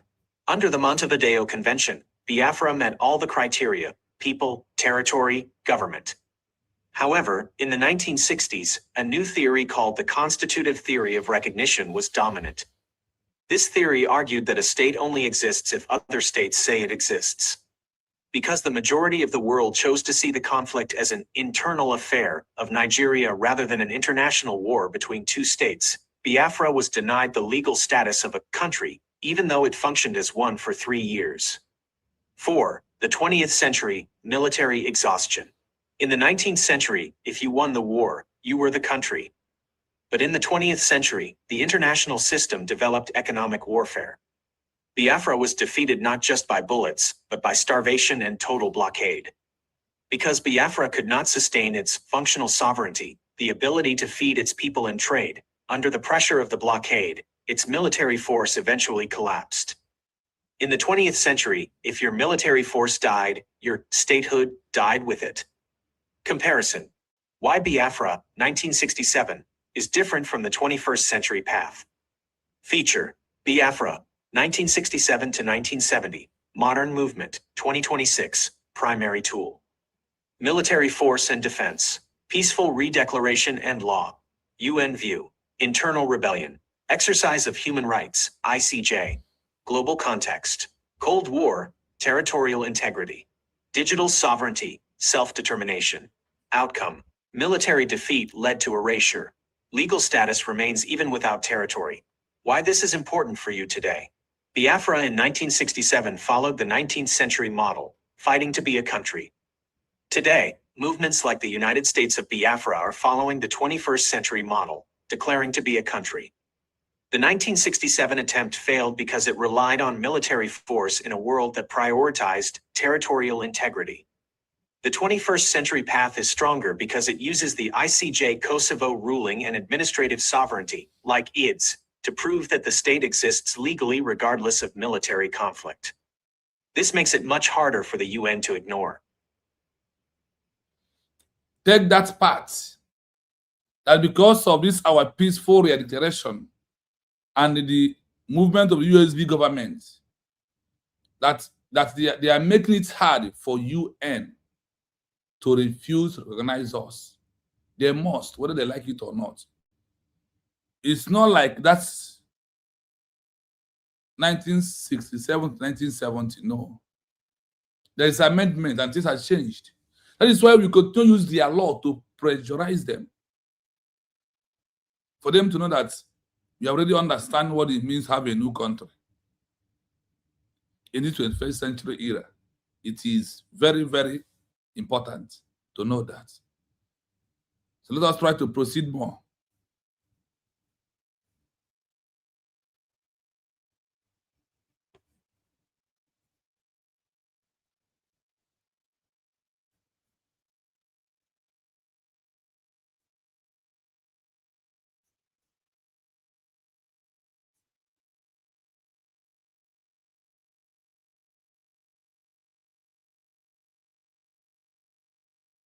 The transition from the 19th century military model used in 1967 to the 21st century administrative model used by the United States of Biafra, USB, changes the entire strategy for statehood.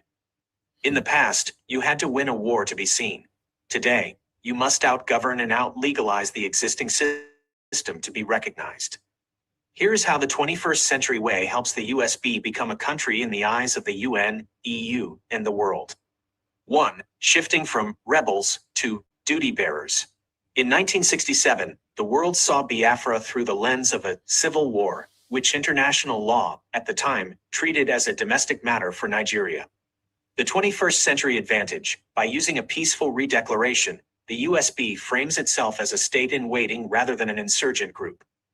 The legal argument, under the responsibility to protect R2P doctrine, if a movement proves it is peacefully providing for its people, the duty bearer, while the parent state is failing, the UN is legally more inclined to intervene or grant status.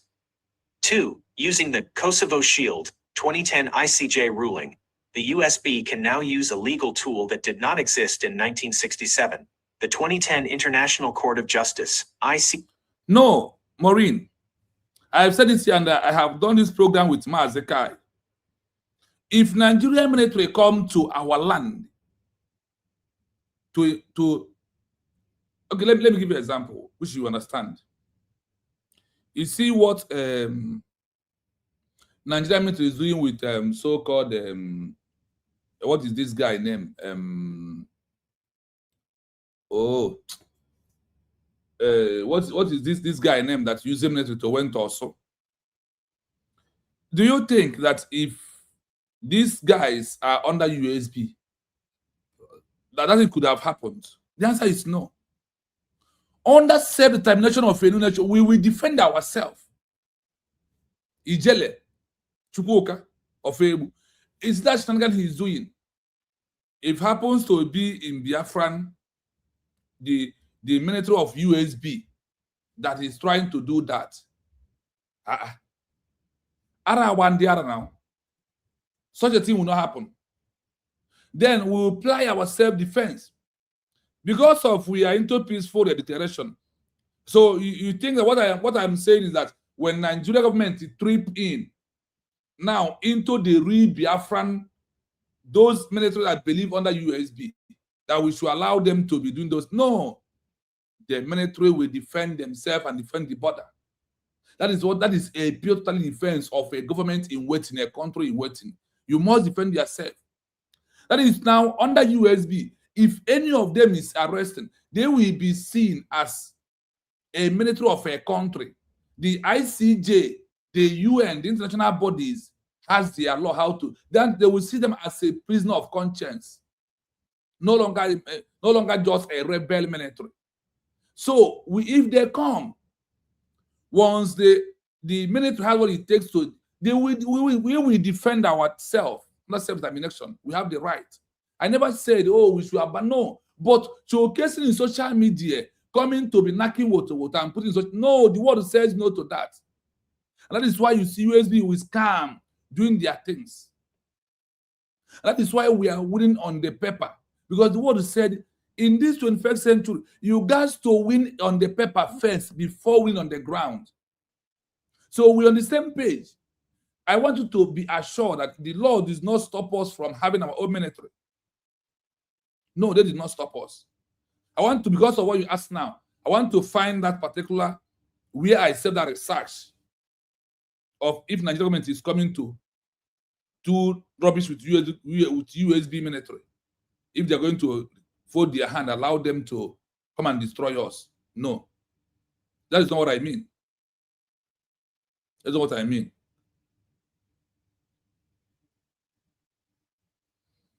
So everything works according to the law. The only thing I was saying is that let us act towards the law, that the law will back us up. And the way USB is moving is how the law will back the military up. Everything will be under self-determination. Once you agree with USB, we are declared. I want to find this document because I know that I have treated this particular question you asked me through Miam Mazekai. I think so. So I'm looking for it where I have it so I can play. We just listen to what it means to defend yourself if the government come in our territory.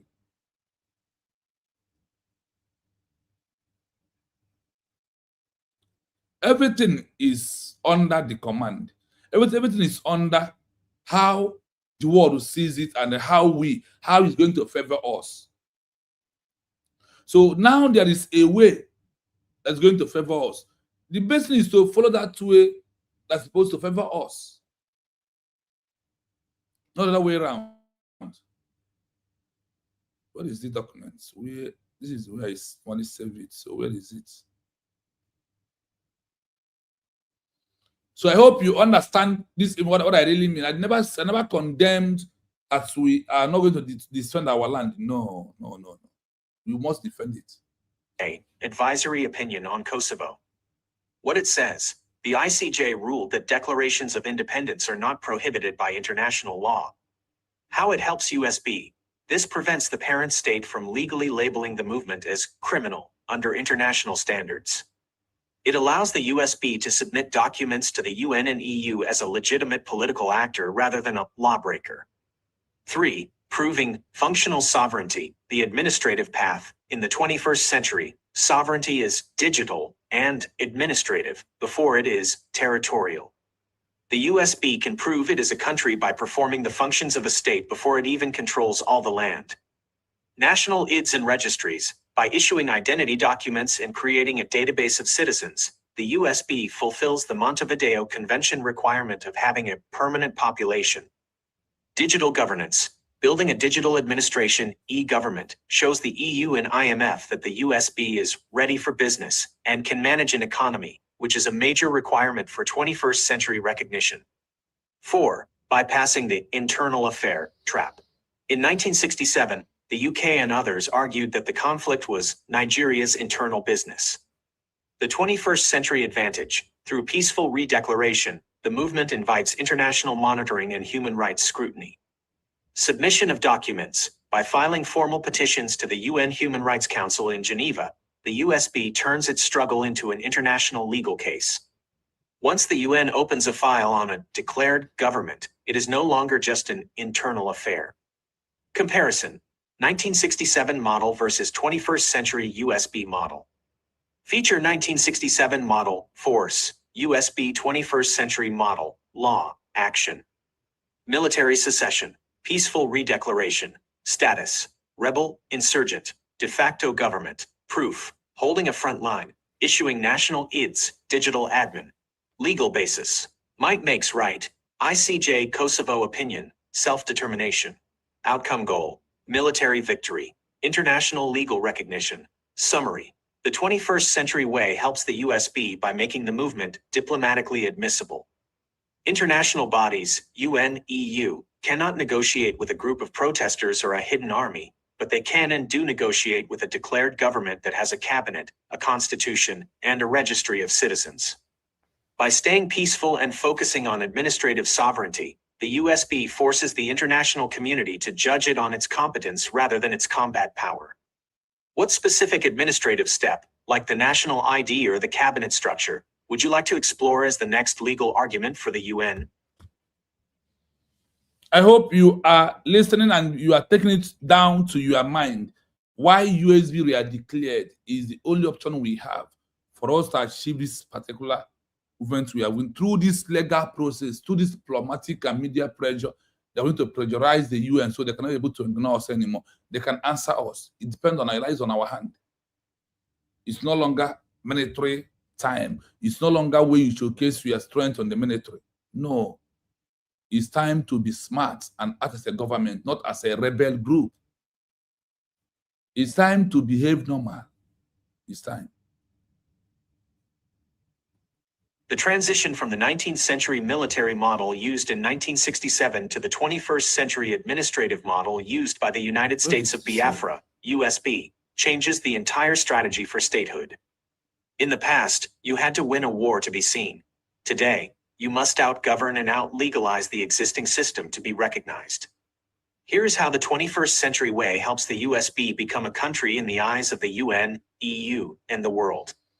1. Shifting from rebels to duty bearers. In 1967, the world saw Biafra through the lens of a civil war, which international law, at the time, treated as a domestic matter for Nigeria. The 21st century advantage, by using a peaceful redeclaration, the USB frames itself as a state in waiting rather than an insurgent group. The legal argument, under the responsibility to protect R2P doctrine, if a movement proves it is peacefully providing for its people, the duty bearer, while the parent state is failing, the UN is legally more inclined to intervene or grant status. 2. Using the Kosovo Shield, 2010 ICJ ruling, the USB can now use a legal tool that did not exist in 1967. The 2010 International Court of Justice, ICJ, Advisory Opinion on Kosovo. What it says, the ICJ ruled that declarations of independence are not prohibited by international law. How it helps USB. This prevents the parent state from legally labeling the movement as criminal under international standards. It allows the USB to submit documents to the UN and EU as a legitimate political actor rather than a lawbreaker. 3. Proving functional sovereignty, the administrative path. In the 21st century, sovereignty is digital and administrative before it is territorial. The USB can prove it is a country by performing the functions of a state before it even controls all the land. National IDs and registries, by issuing identity documents and creating a database of citizens, the USB fulfills the Montevideo Convention requirement of having a permanent population. Digital governance. Building a digital administration, e-government, shows the EU and IMF that the USB is ready for business and can manage an economy, which is a major requirement for 21st century recognition. 4. Bypassing the internal affair trap. In 1967, the UK and others argued that the conflict was Nigeria's internal business. The 21st century advantage. Through peaceful redeclaration, the movement invites international monitoring and human rights scrutiny. Submission of documents. By filing formal petitions to the UN Human Rights Council in Geneva, the USB turns its struggle into an international legal case. Once the UN opens a file on a declared government, it is no longer just an internal affair. Comparison. 1967 model versus 21st century USB model. Feature 1967 model, force, USB 21st century model, law, action. Military secession, peaceful redeclaration, status, rebel, insurgent, de facto government, proof, holding a front line, issuing national IDs, digital admin. Legal basis, might makes right, ICJ Kosovo opinion, self-determination. Outcome goal, military victory, international legal recognition. Summary.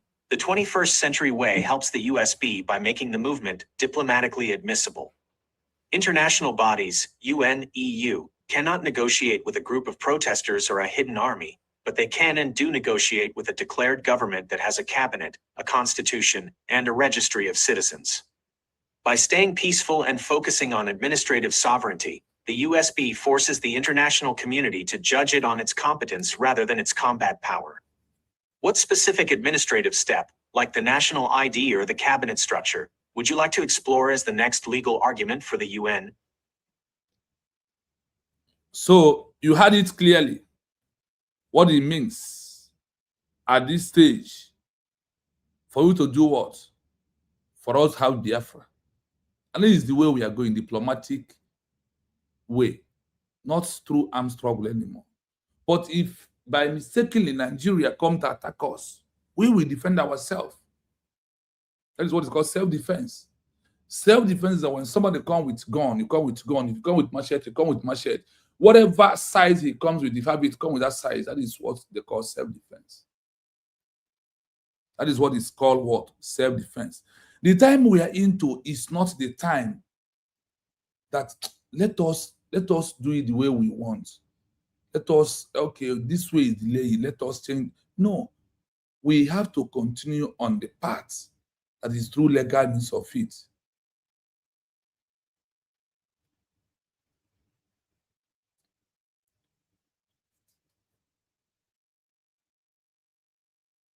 Now, Maureen, you see this your question now. I will put it on machine. I will just, this way you write it now. Let us do it this night. Maureen, are you still here? I want this answer to be given to you, not research. Let's see, know what I think. I want to see, Maureen, if you're here, I want to comment as I'm typing the question, but I must keep busy with this. The transition from the 19th century military model used in 1967 to the 21st century administrative model used by the United States of Biafra, USB, changes the entire strategy for statehood. In the past, you had to win a war to be seen. Today, you must out-govern and out-legalize the existing system to be recognized. Here's how the 21st century way helps the USB become a country in the eyes of the UN, EU, and the world. 1. Shifting from rebels to duty bearers. In 1967, the world saw Biafra through the lens of a civil war, which international law, at the time, treated as a domestic matter for Nigeria. The 21st century advantage, by using a peaceful redeclaration, the USB frames itself as a state in waiting rather than an insurgent group. The legal argument, under the responsibility to protect R2P doctrine, if a movement proves it is peacefully providing for its people, the duty bearer, while the parent state is failing, the UN is legally more inclined to intervene or grant status. 2. Using the Kosovo Shield, 2010 ICJ ruling, the USB can now use a legal tool that did not exist in 1967, the 2010 International Court of Justice, ICJ, advisory opinion on Kosovo. What it says: the ICJ ruled that declarations of independence are not prohibited by international law. How it helps USB: this prevents the parent state from legally labeling the movement as criminal under international standards. It allows the USB to submit documents to the UN and EU as a legitimate political actor rather than a lawbreaker.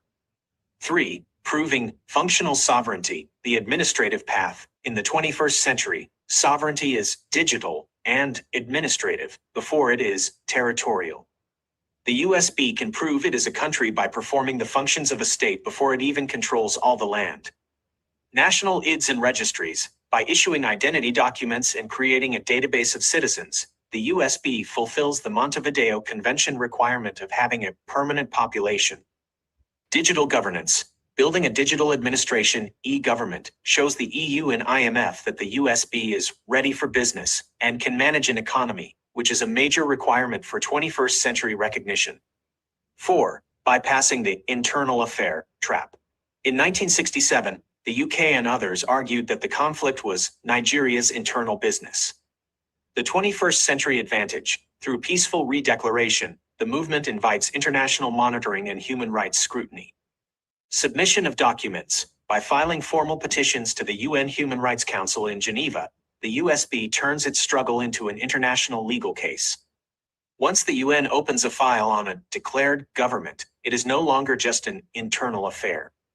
Comparison: 1967 model versus 21st century USB model. Feature: 1967 model, force, USB 21st century model, law, action. Military secession, peaceful redeclaration, status, rebel, insurgent, de facto government, proof, holding a front line, issuing national IDs, digital admin. Legal basis: might makes right, ICJ Kosovo opinion, self-determination. Outcome goal: Military victory. International legal recognition. Summary. The 21st Century Way helps the USB by making the movement diplomatically admissible. International bodies, UN, EU, cannot negotiate with a group of protesters or a hidden army, but they can and do negotiate with a declared government that has a cabinet, a constitution, and a registry of citizens.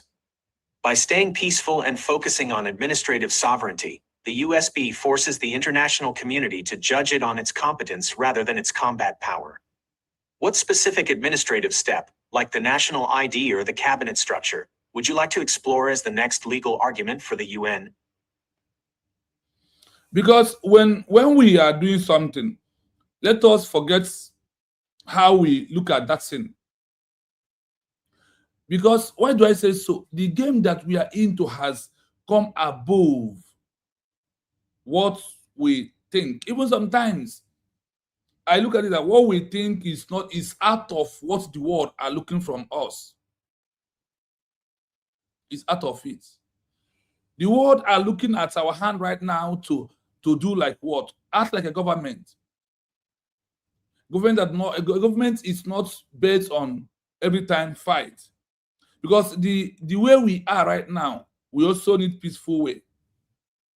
Honestly, we need a peaceful way to achieve Biafra at this stage, so that everything that we are seeking for will be given to us. Why? When we reject through by fight or through military way, that the world has already said no to that. That is one thing that is very imperative that we all understand at this stage. That is only through that Biafra will be a country and we will be free. Nothing should delay us. So let's, now that the world has given us the way that they are going to listen about our problems, then we will now start messing up again. No, now. That is why it's better for us to leave it the way it is. I don't know if Maureen has left. I don't know. I don't really know. Because I could have liked her to be here as I play this out. So he will listen and find out that we have our right to defend ourselves. If any military dives into Biafra land, we are not going to leave that person to spoil the movement. And because of we're not going to be, yes, Ijele.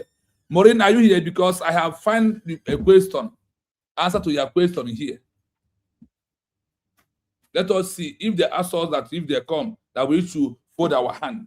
That's not what I'm saying. I am saying on the things that will lead us to have Biafra. Now, when just only Ijele come, what happened? Those people that did not believe USB are declared, but to the Biafra military, who are under the command of USB, when anything happens, they will take necessary action to defend themselves and defend the Biafran border. That is what he calls self-determination. It's allowed. So I never said that we should fold our hand, and because of peaceful declaration, that nothing we can do. The answer is no. So Maureen, if you want us to go through your question, I am prepared because I find the answer with all the UN charter oaths that is on our own side, on the self-determination. Do you want me to go down? I'm waiting for you. I want to hear yes from you, that you're ready for us to go. Then I will put it on, we will play it so you listen to it. That is, I like what you did though. I like when people are giving what to do. Honestly, I so much like when people are giving me something I will just do without me thinking about it.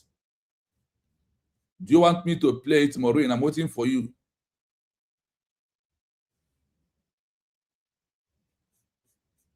Maureen, I am waiting. What do you think? Because I want your doubt to be cleared fully. I want to clear your doubts.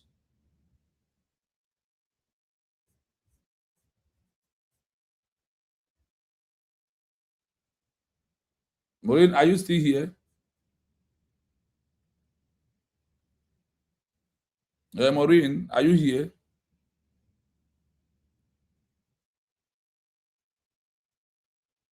I wanted to hear from Maureen. I want your answer to be, your question to be answered. So what do you say, Maureen? But that is how when we are doing something, to understand there is a legal part of all we are doing. In a country where we are, we believe in the law of those countries, and we work towards that. So now that there is a law that is going to save us some killings in Biafra land, let us adopt it. But then I'm waiting for you.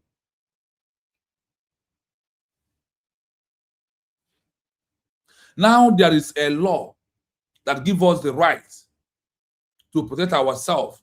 And now that we have seen why Biafra become 4 reasons why Biafra failed, and why Biafra failed woefully in 1967, 1970. And the part of the mistake of all the part of the mistake of the 1967, 1970 is what USB has corrected at this time that we are into. Mommy Ngozi, good evening from here. You're welcome. Maureen, you are not saying anything. Are you still here or you have left? I want to know if you are prepared to hear your answer. The question you threw. Are you ready for that? That's what I'm asking you. Maureen, are you ready? So Biafra we are seeking for, the Biafra we are on this time around, is not that kind of one that we look for before. It was for even at Nigerian government. See, we will use legal to demolish Nigerian government. You see all this, the attack in Biafra land. Governments might overlook at it because of gentle and refuse to take instruction from the government, because the same way the law prohibits us to attack Nigeria, in the same way that the law prohibits Nigeria to attack USB we are declared military. It's the same way. So it's by the side. And that is what US government is doing. They refuse to lead for attack. If Nigeria lead it and continue what they're doing in our land, then the men with what they have to take it to them. Every one of us must follow up. Every one of us must understand that the game has changed. Well, Maureen did not say anything, but I will play it because of Maureen and your question.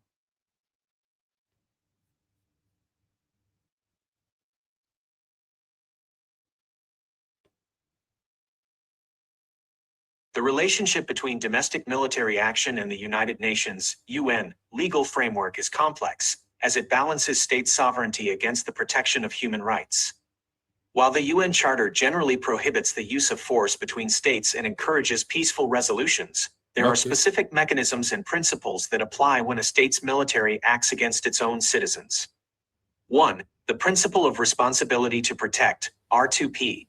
The most direct response to your concern is the responsibility to protect, R2P, adopted by all UN member states in 2005. It is built on 3 pillars. Pillar I.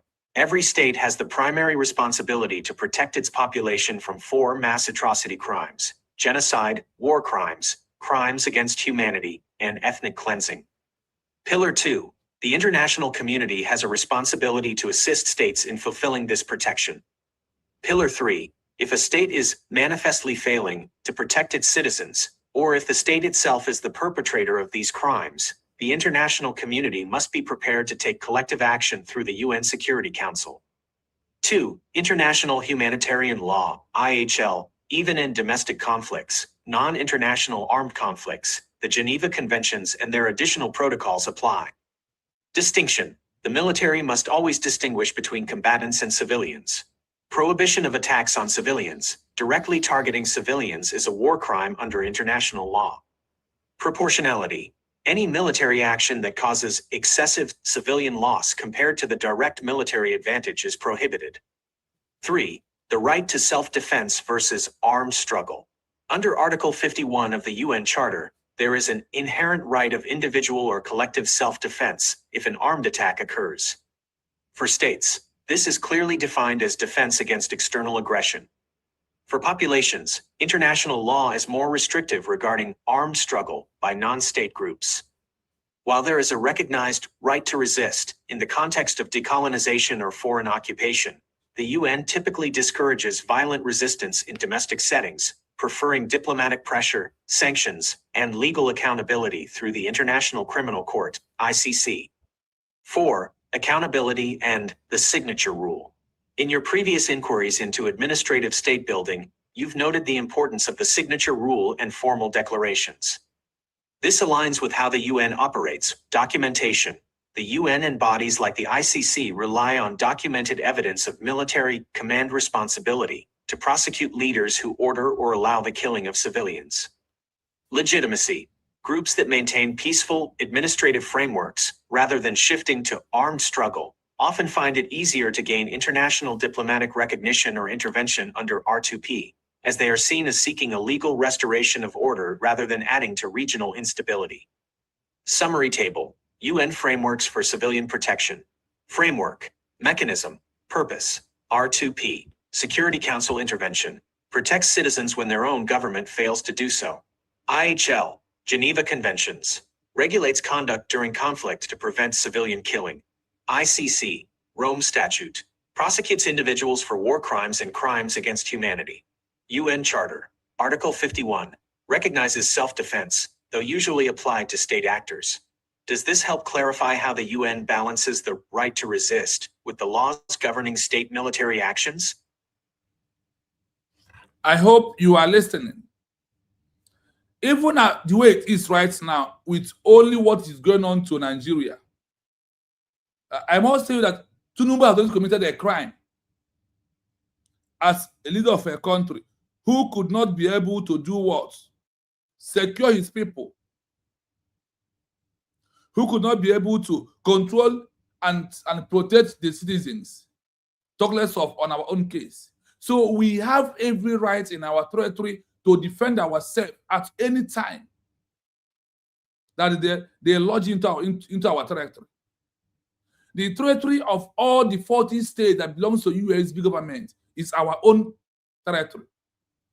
So on this, we also letting UN to know that you allow Nigeria to be disappearing our people, because in the UN Charter article that proved that remedial section, which is transferred into a peaceful declaration, is to protect the citizens. And also, when you cannot be able to protect yourself and the government is no longer protecting you, that you have to do what? Have your own country for you to be able to equip your people to defend your territory. So in the name that we have a peaceful declaration that the world demands in the 21st century, does not mean that we should, I didn't say that we should not have our military, but championing and focusing on the military at this time is not what the world are looking from our hand. There is more things they want. And those things they want is one of the most areas we have to be careful for us to not to spoil what we are doing. So that is why the government is taking time to do everything in a very 100% way, that nobody will come and have anything to tell us at this time. So what we have is what we are. In fact, the government understand the criteria and the politics. That is why I always say this word. If you are not a politician, you can't lead the movement, this movement that we are into at this time. It's only when you are a politician that you can move this movement. It's not about what somebody feels and what somebody thinks. It's about the reality, the truth that is there before us. And that is the only way we have to follow. Following it that way is what grants us that Biafra we are seeking for is our fully right. Not just a right. It's a full right of us. And with all the happenings right now in Nigeria, we must defend ourselves. That is why every state is trying to do the necessary thing for us to have Biafra as a country.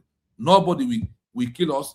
Nobody will stop us, because the right track is what we are flowing at this stage that we are into. Everything inclusive, multiple dimension. Honestly, the multiple dimension is the best way to follow. Where we will not fold our hand and champion for only one thing. Like Obato Obie, trying to make us understand what is the multiple dimension, and that is what we are following. Everything inside diplomatic, inside legal part of it, inside sending petitions and every document to all the appropriate authorities. These are proving that we are well granted, we are well prepared to achieve Biafra as a country. So do not be among those that are championing only for the military. We have everything inclusive. Okay, thank you so much that you have understand it.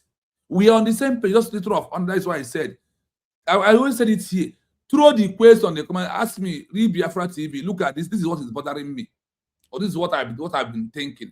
I put it on the comment. Please, can you find it out and tell me when is next time you do programs? So I'll come to listen. Let us rub our mind together. Also, you can also try the link. We will iron it out together. We can be able to iron it out together. You see, our problem is that what we will do to give us Biafra is in a document. It's in the written note. But we refuse to find it. We refuse to find what will give us Biafra that is in a written note, because the world will believe in evidence and the written note. Hearsay is not what the world believe on. This I was doing it because of the ignorance of the law. No, that's why the world also said that ignorance is not an excuse in the eyes of the law. Isn't that what they said? They said that the ignorance is not an excuse in the eyes of the law. All our ignorance need to stop after our peaceful declaration to tackle them with their existing. See, the thing that, look at it, the International Humanitarian Law, IHL, even in the domestic conflict, non-international armed conflict, the Geneva Convention and their additional protocol applies. This is where we hold you in ransom. This is where we use their law to challenge them. Distinction, the military must always distinguish between combat and say civilians. Prohibition of attack on a civilians. That is why only this Nigeria is committing crime already in our land. Directly targeting civilians is a war crime under international law. Article 51 of the UN Charter. So that is why we're letting the UN to know that the silence you are keeping and you are here, Nigeria is breaking all these laws, and you are still keeping quiet. You are still allowing Nigeria to continue breaking the laws and be doing it to us, and you keep silent. Now, this your law, when is it going to work on our own behalf? The massacre you are seeing today in all over Nigeria is because of the denial of Biafra as a country. So continue denying Biafra, the people will continue dying, Nigeria will continue massacring them. And Nigeria is committing all these laws, and you see thinking that the representing or protecting Nigeria territory is best option. That is when you are corrupt. When the UN seen all these things and know that Nigeria has been breaking all the international laws, Nigeria breaks international law by kidnapping Mazen and the Kano, bring him back. Your own law, you did nothing because of it. It was giving you money from the oil.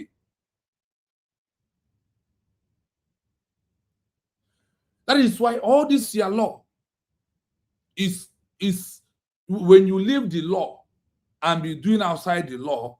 That is when the UN also contributing in all the killings that is going on around the whole world this time around. The corruption of the abandoning of the UN on their charter, on their own law, is a bigger problem in the world stage. How can you put a law and you're not following the law up? With the law that Nigeria has break, European Union are not supposed to travel to Nigeria, have a meeting with Nigeria. The United Nations members supposed to sanction Nigeria for breaking international law. Now, Finland has found out that when Nigeria broke the international law, that there's nothing that UN did to them.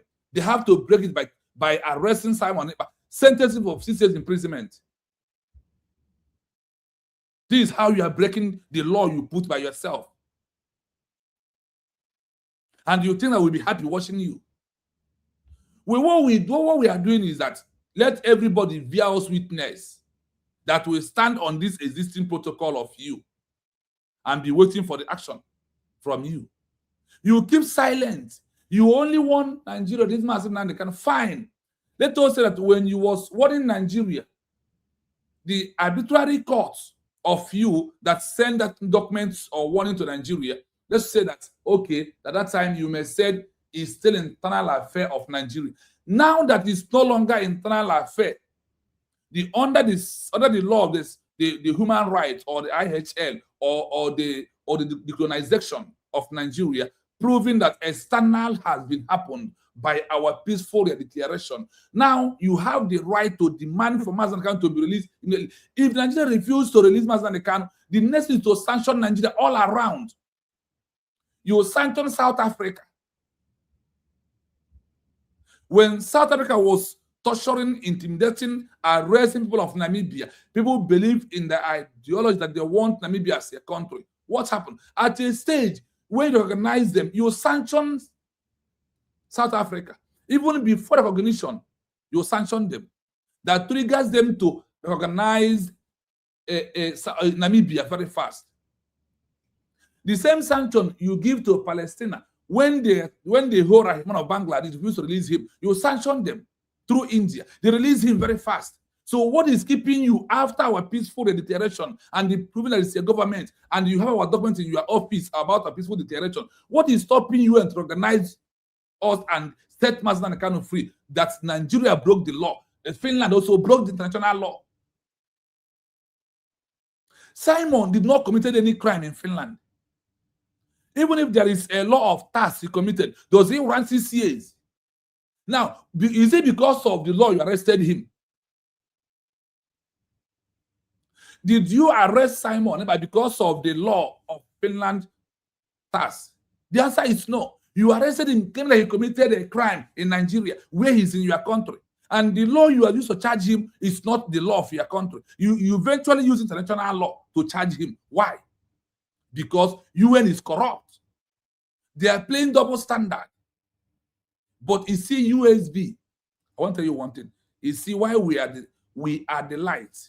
Why we are going to end all these things is very soon. We are the one to end the control of the UN. Because America needed people that will act like them to face UN and EU and Commonwealth.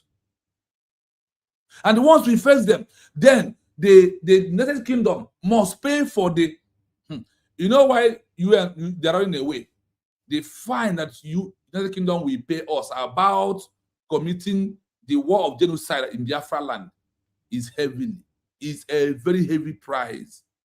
The only amount of that crime and the amount of the money that is involved in it is already enough to build Biafra land. They know why they're running away.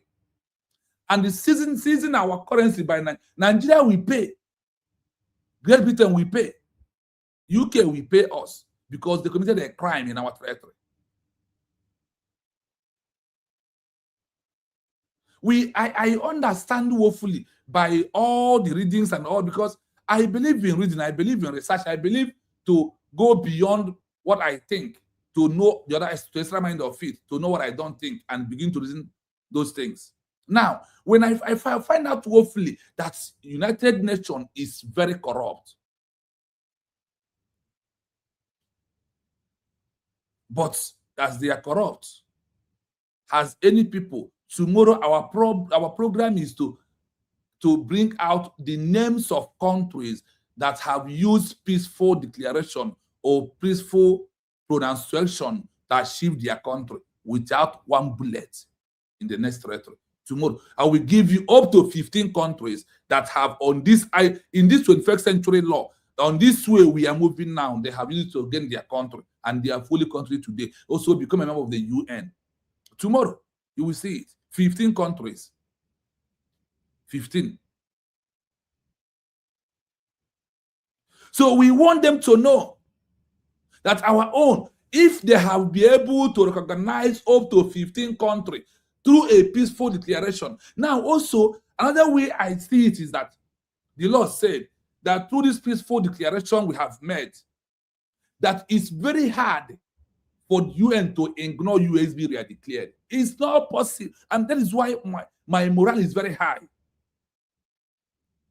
Because I have seen about 15 countries in this 21st century, through peaceful declaration, through peaceful pronunciation of their country, and this is who they are.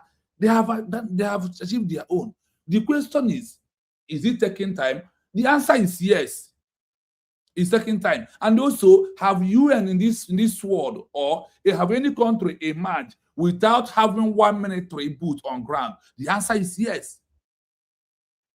So the USB has many things to use to argue, and they won the case. And our own case is quite different.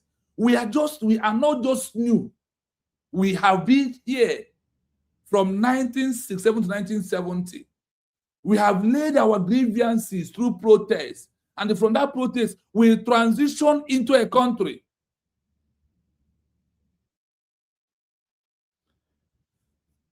Maureen, what is the comment you want me to read? Remind me, I didn't, because I have read all your comments. The last one you put here is the one I researched, which I am playing right now. I will still repeat it again. Then the only comment again, you said, yes, I understand. Go on, bro. They are listening. Thank you so much. Thank you, Maureen. Thank you. So as I'm explaining, I'll be playing it. So let's all listen to this again. Listen to this. This is the question you ask on the comment section. Because what you said, my question is this.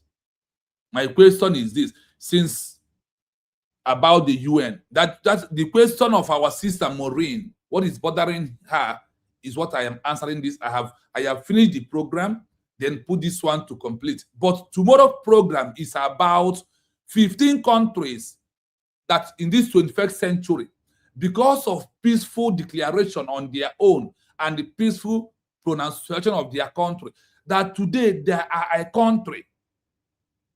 Today, you guys, see you. Good evening. I miss you today. Seriously, I miss you in the morning. Your voice on the program in the morning. I also miss you this evening, but you are here. Thank you so much. So the program what I'm playing now is what our sister Maureen asked. Now that UN said that we should not attack Nigeria, what of if Nigeria come to attack us? Are we going to fold our hand and allow them to wipe us away? The answer is no. So, and also, I bring the year and the rules that we have to implement. We bring the RTP. You must protect yourself. I bring out the human rights, IHL. I bring it out. I also bring the United Nations Charter, Article 51 of the Charter, what it says about us. And also International Criminal Court, ICC, their law also. So all the backup is here for us. But before I proceed, or more explanation, let us play it. Let us play this again. Ekeneze, you are welcome. I miss you in the morning. Honestly, I was waiting. The relationship between domestic military action and the United Nations, UN, legal framework is complex, as it balances state sovereignty against the protection of human rights. While the UN Charter generally prohibits the use of force between states and encourages peaceful resolutions, there are specific mechanisms and principles that apply when a state's military acts against its own citizens. 1. The principle of responsibility to protect, R2P. The most direct response to your concern is the responsibility to protect, R2P, adopted by... Yes, there is something I want you to listen to. why the UN Charter generally prohibits, why the UN Charter generally prohibit the use of force between states and encouraging peaceful resolution. Like that is our own case. The UN also is against us to use force on Nigeria. They also against Nigeria to be using force on us. That is why our DPM keep on petitioning UN, keep on petitioning IHL, keep on petitioning Banjo Court in Africa. All these places, she is firing all cylinders. That is why you see that Biafra, our USB, is brought in forward in all things. That is the reason why. So the same way they have the law on the side of Nigeria, sorry, on the side of us, that we need to not use force to attack Nigeria to exit. The same way also, they are telling Nigeria that they need to not use force come to us after our peaceful resolution that what we want is Biafra as a country. There are specific mechanism and the principle that applies when a state military act against its own citizen.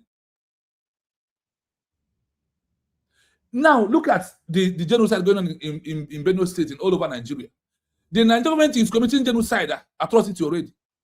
It's letting the people to man up to continue attacking UN. When you continue attacking UN, what will happen? They will continuously do something. But when you're keeping silent, if the way US government is attacking UN and EU and Commonwealth and the AU in Africa, and also petitioning our Americas and all of them, if every other tribe in Nigeria was doing it by now, something could have happened. But they leave it. I don't care. It does not concern me. Now, number one, the principle of responsibility to protect, they call it what? RTP. R2P, the protection. The most direct response to your concern. Now, listen to direction. Is to your concern is that responsibility to protect the right of the people adopted by the UN member states in 2005. It is bluntly on the plan. It's very, very hot on the plan that the citizen was protected. Nigeria have to protect their own citizen. US has to protect our own. And Nigeria don't have right to come and use force to attack us. And we don't have to do that on our own. It's by side. Stay on the territory. Stay on the line. So now, UN is no longer playing their own responsibility because of the act. Because UN is always playing double standard. I have Mommy Ojugo, which I will allow her to speak. Good evening, ma. You are welcome. Good I evening. really miss you today, seriously. You are welcome. Wednesdays and Thursdays, I work at the office. Hey, yeah. And the office is so big, that sometimes you don't want to bother your neighbor, something like that. But the other 3 days I work from home, Okay. I have that freedom to talk, so that's the thing.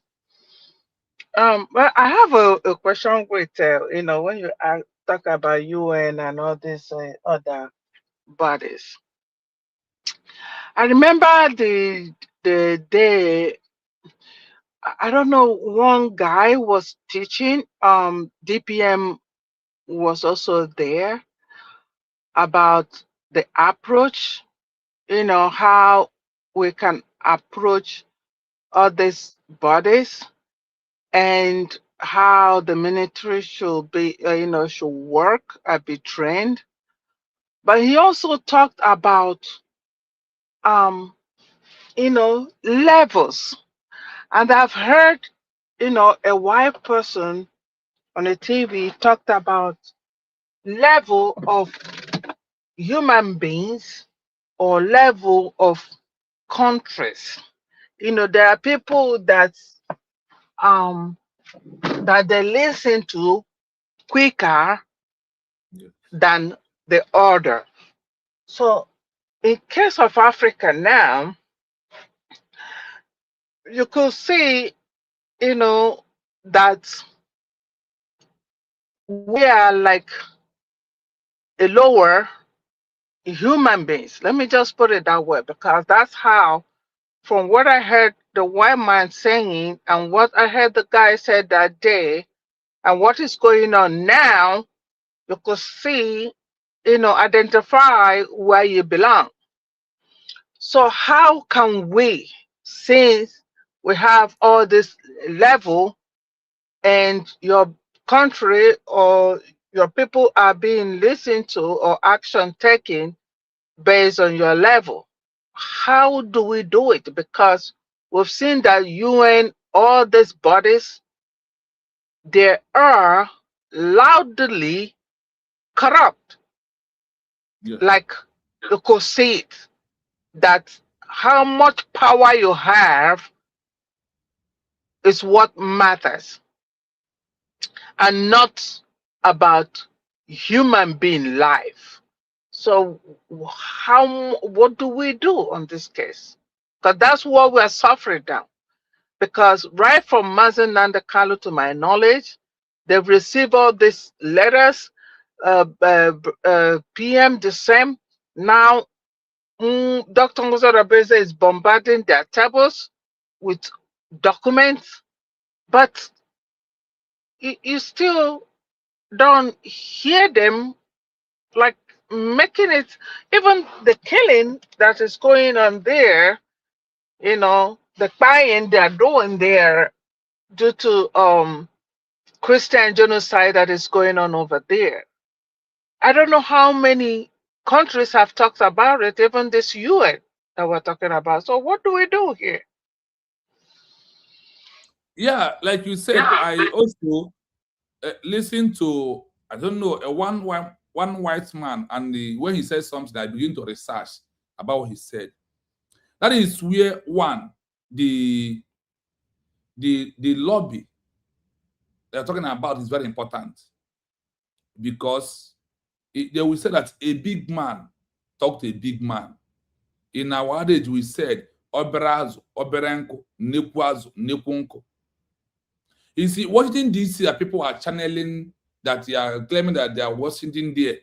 Yes, it's good, but the most important areas is where you need the congressmen and the lobby to work for you, because of their presence matters when it's come to going to UN to submit all these documents.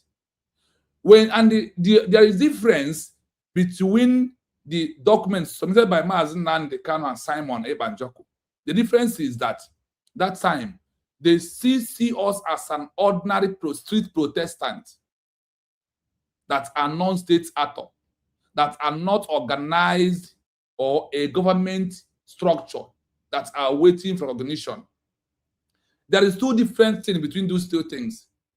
Because when I research about why the document of declaration supersede the other document of a street protestant leader, they said that a street protestant leader is somebody who can that can be charged terrorism. And on our afternoon program, they said a street protestant is constituting nuisance and civil unrest in social media. But when you declare it that you have moved away from seen as someone who is a protestant group and someone who is causing civil unrest and who is no longer making social media, you have become an important government structure that another government structure we like to talk to. That the declaration documents after the declaration, that once you are representing, you are putting your document, that the way you will be treated is quite different of when you are in the protest.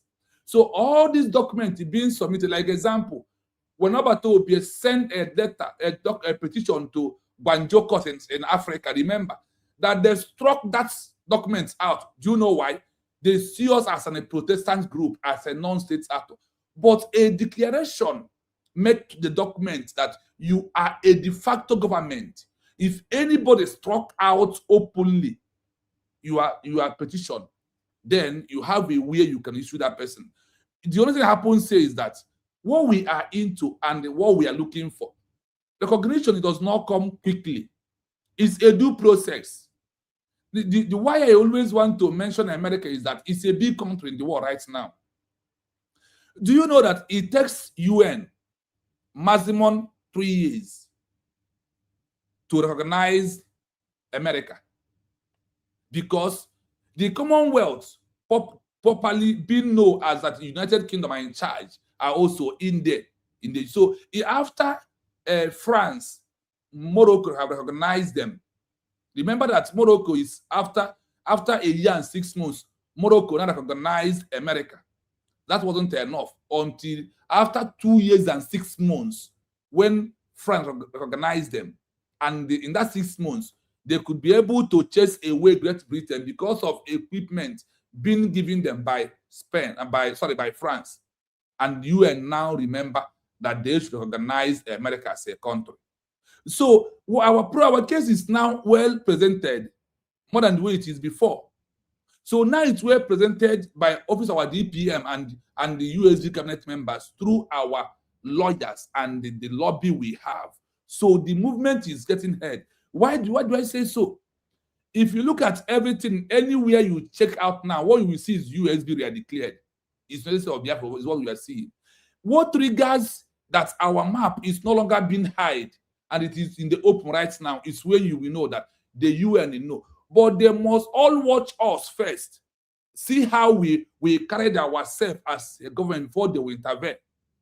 Even though if they acknowledge our document at this time around, remember that what takes a white man 3 years to achieve might take a black man 12 years or 9 years, because no matter what's happened, they will continuously see us as on the low class and why they are on the highest level. That is why we have to play alongside for us to get what we want.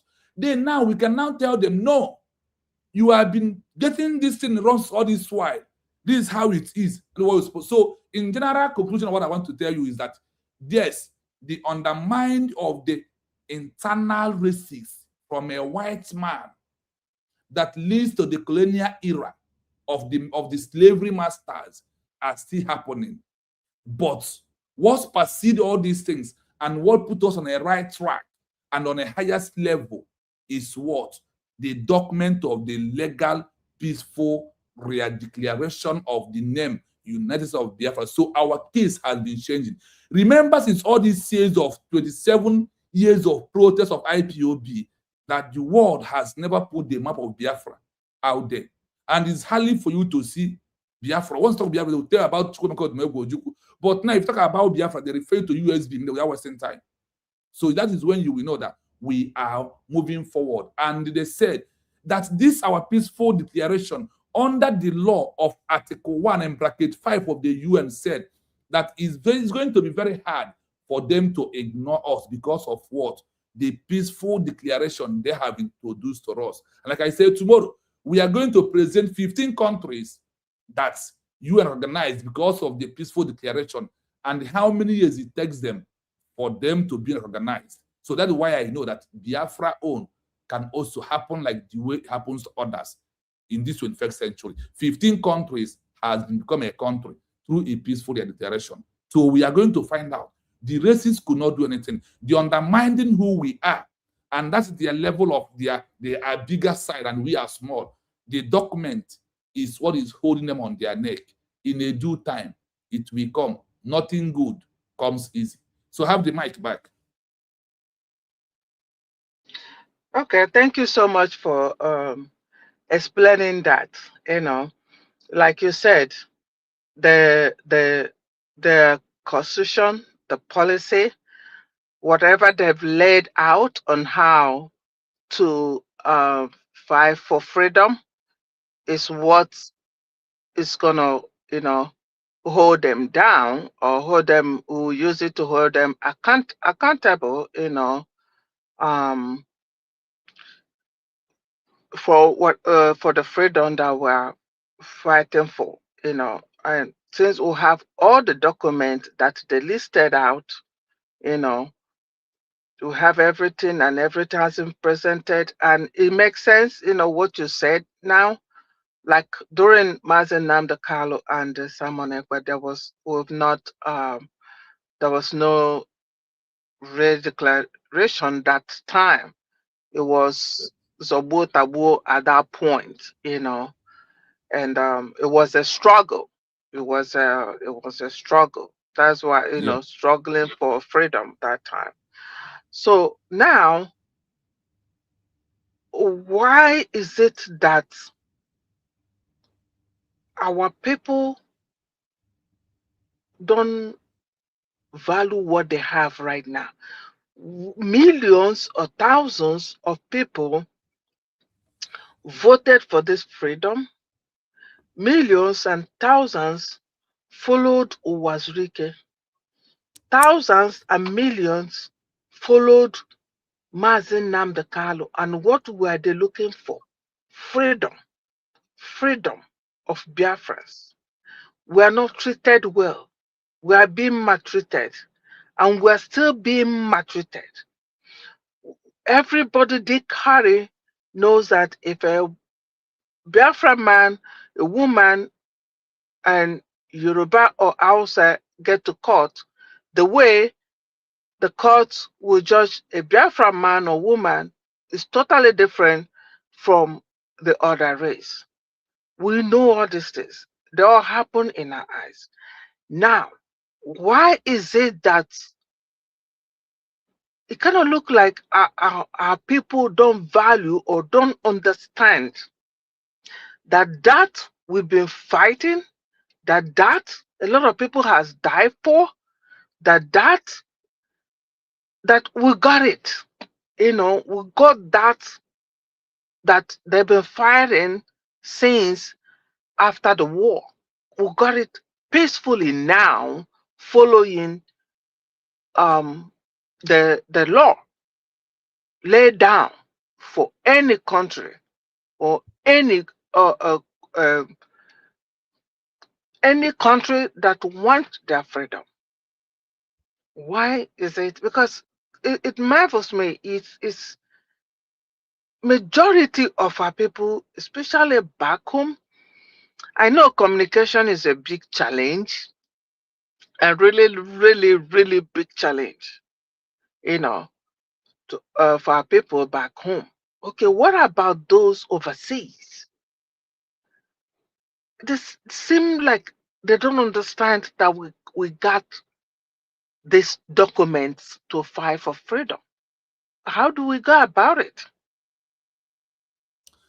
Now, that is why when I said that our emotion, feelings, liking human being, and the loving a messenger more than the message is this problem we are into right now.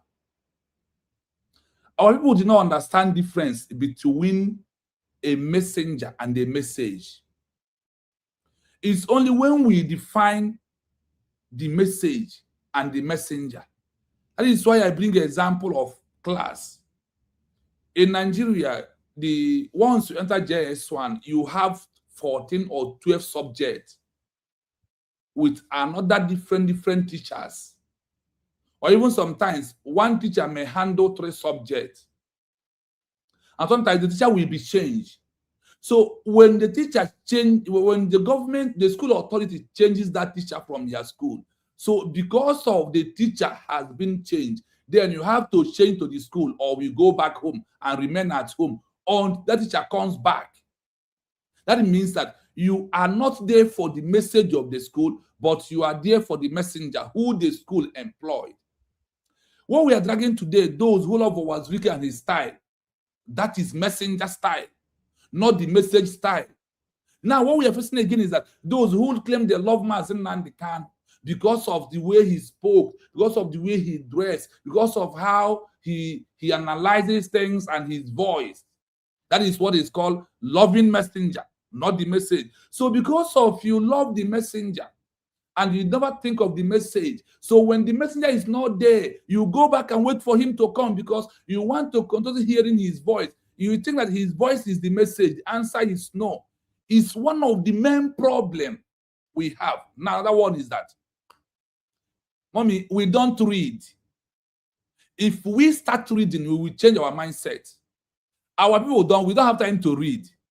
None of us, except now I start making research, I learn how to read up to 16 pages, take my time to read it and understand it.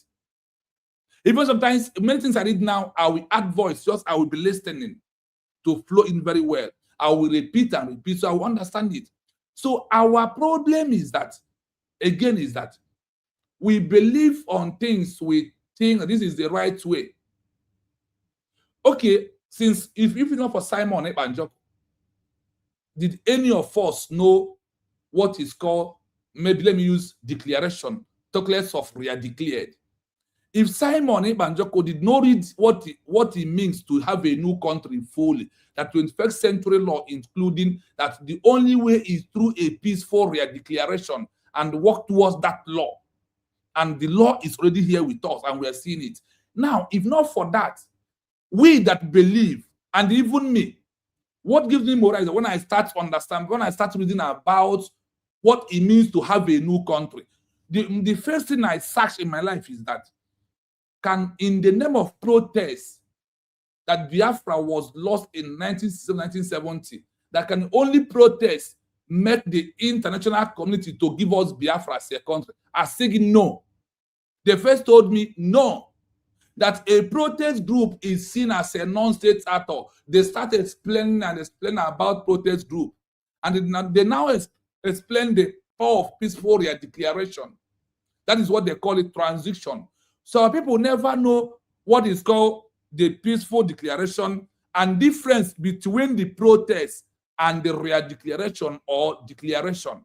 That is why I want to take my time on this issue of declaration, real declaration, transition, and the message and the messenger. So until our people remove the mode, that's why I said, don't read Biafra TV.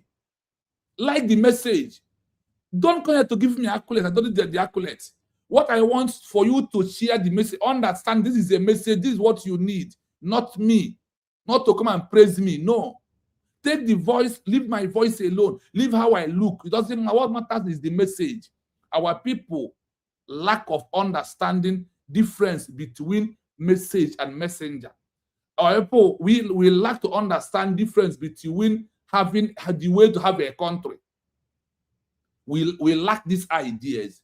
And we believed in what we believe from day one, doing the same thing, and we need another different result. So when we come to understand these things, those in America, those in anywhere you are, being in America does not make you that you have been educated on how to get a new country.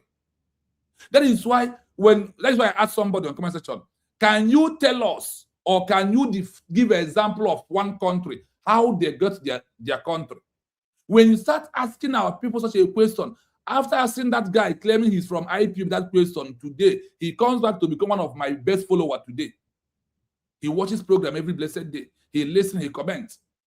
Now, until you understand these three things, difference between messenger and message, difference between Protestant group and the government and the declaration. Now, when you understand that after the declaration that you must be a de facto government working as a government before others will look to you, that is only you can become a country. Then that is when the mindset will be changed. Do you know what it takes Mazi Nnamdi Kanu to preach about who we are, that we need Biafra? And that place he preached and ended until he's in prison is what we have been believed until Mazi Simon Ekpa comes out, take this struggle and start with government in exile that leads to peaceful declaration and a new country is being born. This is the thing that we are lacking until our people get these things right. That is when people will move. And the happiness of what we are doing is this. I will give you an example of America again. America as a country was only being signed that their name is America, and with the document of declaration by only 56 continental congressmen, talk less of we over 500 and that signed. And through our comment section today, you have already know that USB is where everybody is keying in. So only that alone, that's All this noise in social media that people that they already did not believe cannot stop, because those that never believe in America, we are here yesterday when we read the punishment of their was being given to. So the same thing where we are today, everybody will not agree, but it depends on you and I who agree to push the right message for the world to understand that we are not those people that never believe. And the world also knows that once you declare, you will have people that will turn against you. So it's very simple for us to understand and move, because I understand it. The others, that is why we are here, to be bringing all these laws out and try to educate myself, and the others might follow me to understand. This is what we are like all this while.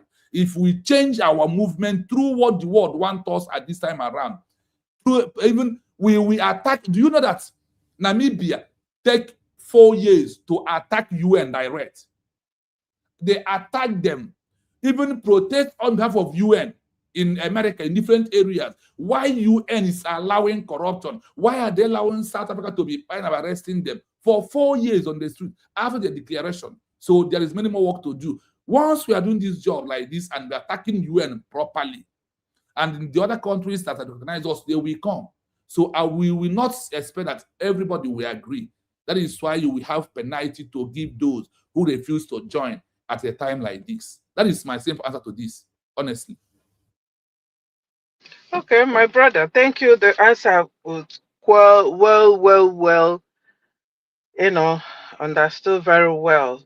And I thank you for that. You know, um, my happiness is we have a wonderful cabinet members Yes. that is piloting this affair right now. The cabinet members that are unshakable. Exactly. The cabinet members that can read, can make research. I saw from the S handle of Dr. Ngozi Rabeze, they went for um um kind of a training, how to campaign about politics, thing. You see, all this education, all this training, keep going, and she's gathering it. How do you think that she can, or she will not be able to drive, this train? She can. There are so many other countries that are being, the leaders are women currently and Yeah. before, So, and like from your teaching, there were countries that after their leader were, captured or something like that, women or a woman took over. It And happened they in are India. India. It happens. Do you know that they, apartheid they, regime they South Africa, when Nelson Mandela was arrested, a woman take can you over? hear me? Yes, I can hear you. I can hear you. Okay, a I call can hear is you. coming in. That's why. Okay, Okay. so all this, from your training, we're gathering all these things. So I don't know if you're on S or if there is a way because of time difference, when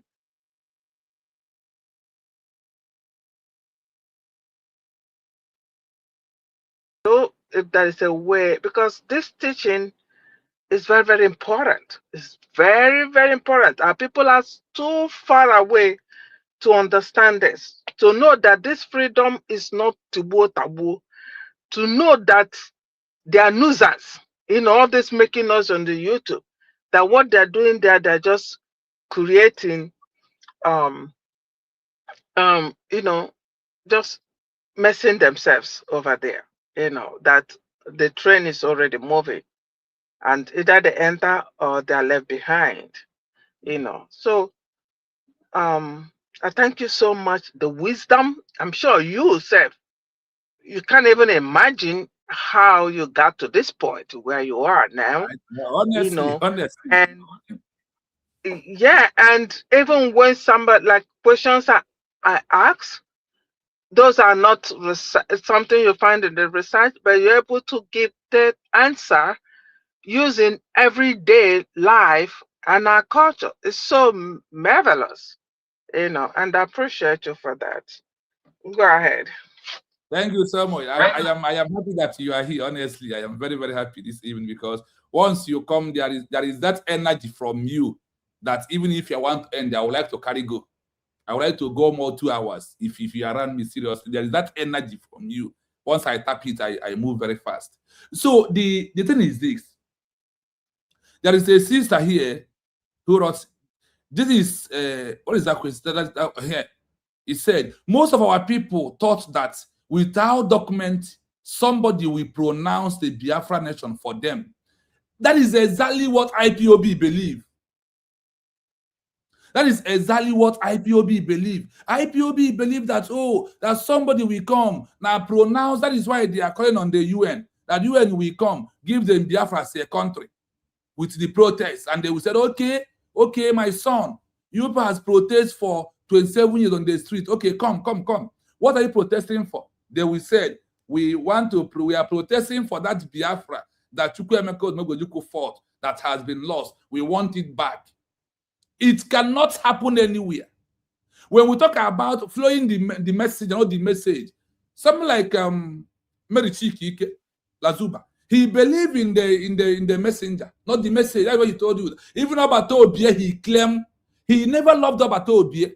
He only used the name of Obato Obie to become popular in social media, and Nigerian to see him, to see her as somebody who is close to Obato Obie.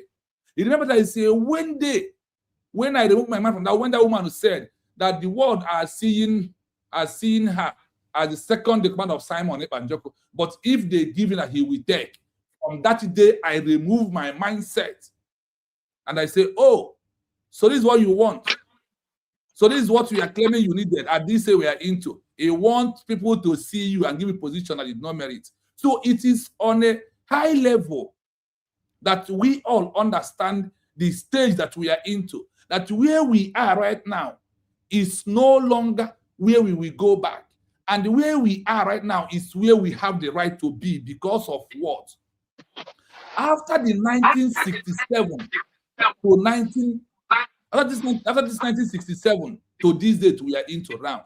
This is from 2024, was the first time we are getting it right through a peaceful declaration document. See, nothing supersedes that document. That document supersedes everything that we are doing. Like many other countries in the past. I give you this Finland that is holding Simon about today. A peaceful declaration document was why Germany and the Soviet Union helped Finland. When they comes, what happened? The Soviet Union and the Germany, what happened? They asked who declares it, give us evidence document and signal that people sign it. They bring. That is why they help the white. It remains more for them to bury the red Finland before many of them run away to Russia from those who sponsored them. So all these things are in the open. Despite that, that is why sometimes when I see what people are posting on Facebook and copy and post, I will say, wow. So this is what is important to you this time around. Instead of you to find out the real truth by yourself. But the truth is this.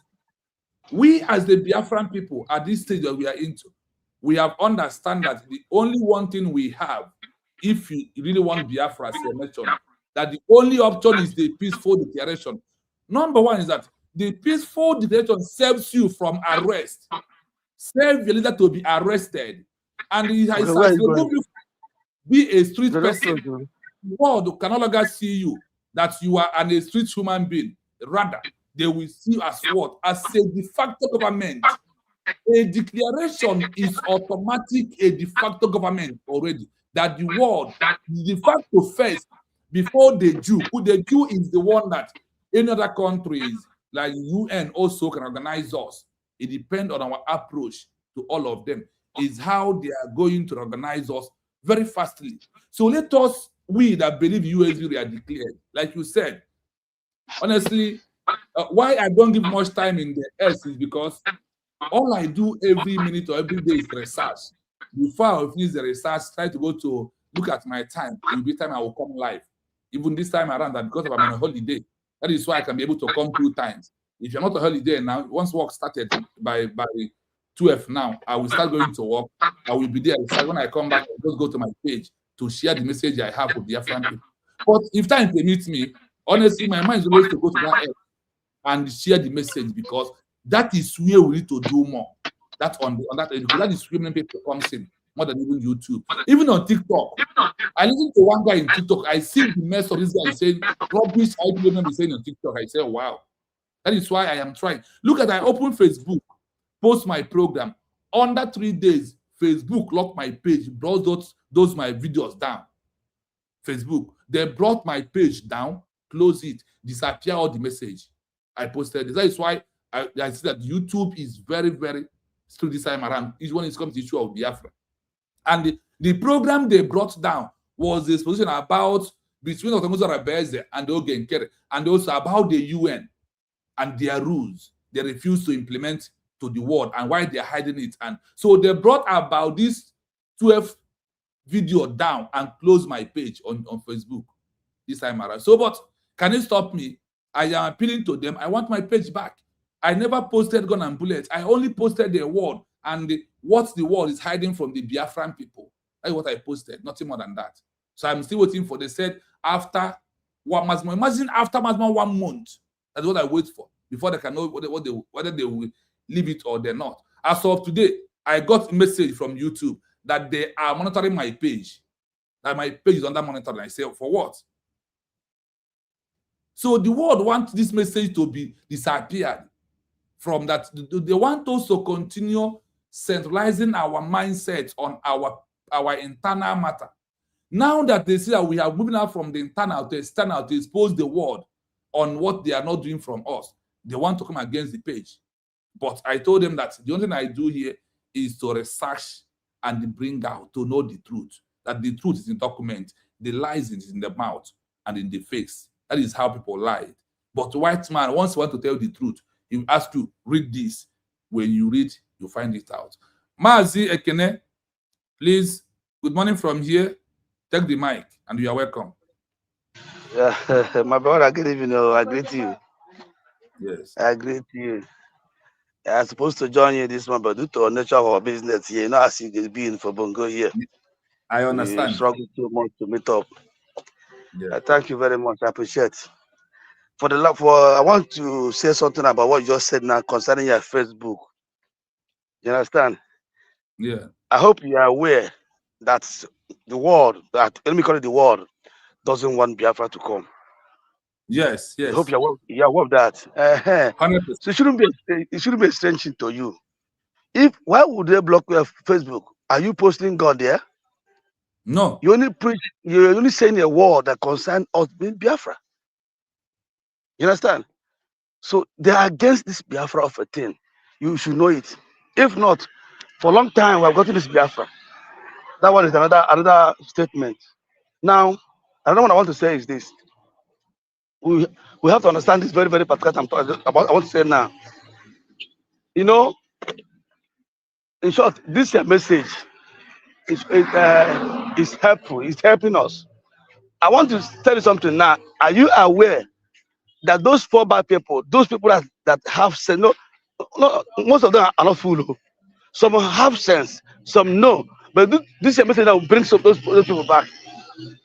This thing I'm saying here now, we educate many people. Most of them doesn't know the truth. They don't even know the way. Even some people in USB doesn't know what they're saying. They're just, I'm USB, but they don't know about USB. They don't know what makes USB. Are you with me? Yes. 100%. Yeah. They are in USB. They don't know what they're talking about. It is now they are educating small. So, just let me tell you something.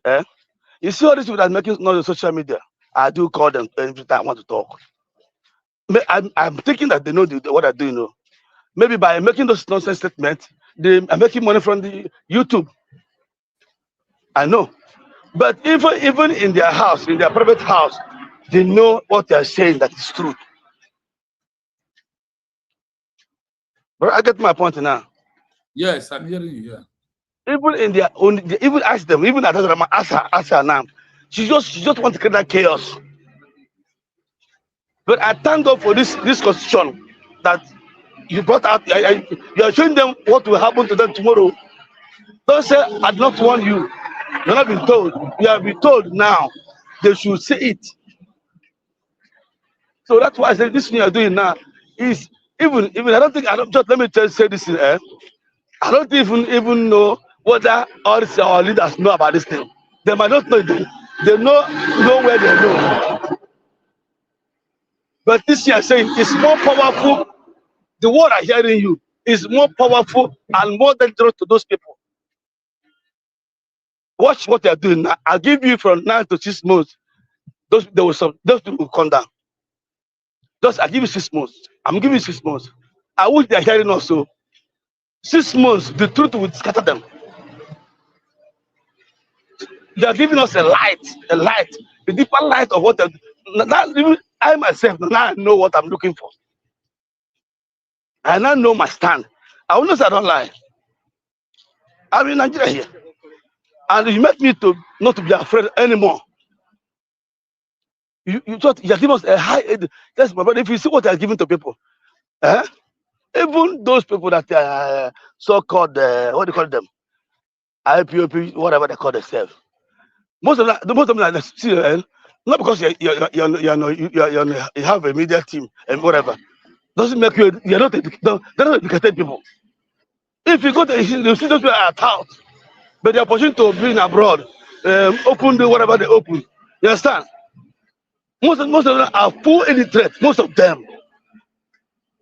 But my prayer is for them to listen to, and what you have to do is this. I keep on saying it. There's one guy that normally talk about USB. Please, they should put this into those all their platforms. Those their platform, Trainer TV should. Before anything, I have to do this law. People are hearing this thing. This to be more faster way for us to get what we're looking for. Because if you know how I'm provoked about what they're saying in Nigeria, if I see how I'm provoked, you don't understand. But that's what I said. Anytime I call you, I have to pray for you because it is you that showing us the light, deeper light too, deeper light. No, what about what they're doing now? I'm seeing that they don't know what they're doing. Those are doing rubbish here. They're saying so this one. I don't want to listen to them. But with you, you are getting there. I met one of my friends. I know I won't mention whatever. He's an officer. I called him. I said, "Come, I want to advise you now. It's better you. See this message, it's going viral. So don't be surprised if Facebook will block you. They know what you are hitting. You are hitting them. Where is paying them? So they will open it for you. But are you hearing me? Loud and clear. Loud and clear. They will open. They know that. In short, you are the one. You are the one leading now. Let me just make clear to you. People that are your comment says my videos fall back. You won't know. Those fall back. Forget about those people in fall back or whatever IPOP. They might be on your comment section. They will even call you to make a statement. But now I believe it will clear for everybody. It will clear for everybody. If you are trying to decide what they are doing, the law is waiting for you. The law is waiting for you. They should hear what you are saying. I am crying for them because I know that sooner or later, some will run. Some will run. What about that? Let me say anyhow. She knows she just only trying to make money through whatever, through YouTube. I mean, I know. We are mature people. We know what's going on. Them know truth more than us we know self. Because they want to create chaos. The undermine that souls. Listen, but even in my village, I know what happened in my village. Souls have gone down. We are here. My brother, I said souls have gone down for this issue. So please don't ever stop. Keep on this here message. The hit time for them. God will still bless you. Yeah, Amen. He said, God will bless you for saying this truth. In short, you are the leader now. Do I'm saying this no, thing no, now? God, no, no, God, no. God just don't. No, no, no, no. I'm not saying because I'm just praising you. Because since I get this your platform, my brother, even if you see I don't add the body well now. Because I was thinking, Mr. How do we get this freedom? Where are we going? What are we doing? My brother, you say me, I'm a very person that will speak the truth. I think you look as if with what they're saying on the platform, I thought I was when this guy made a call, I said, Madam, who went and declared freedom in Finland? How can she be the one killing people now? Could it be AI? What's happening? This is why going extra mile. They are going extra mile. But are you hearing what I'm saying? Very well. Am I'm I not hearing that? you. Yes, yes. Beautiful you see so. For that boy to make that statement, eh? Who knows who that boy is? I said they make their lie to look as if it is reality. They form their lie. Look at what I was saying. Nonsense talk, rubbish talk, as if it is, you know what she's saying. You know, but my brother, I don't let me just not talk too much. But the USB should know that these people are very, very technical. Yeah. They are very, very high technical. They know. Imagine how that boy was putting that statement. Even if you don't have faith, you fall down, you fall back. But this is what I'm saying. What I'm saying, I say is truth. If you don't know what, despite what you're saying now, maybe we'll fall back. Are you hearing me? Yes, I believe that we shall not have the same mindset. That is why we are different kind of human being, different ideology, Yes, different kind of thinking. yes. So I believe But that with what? we disagree to disagree.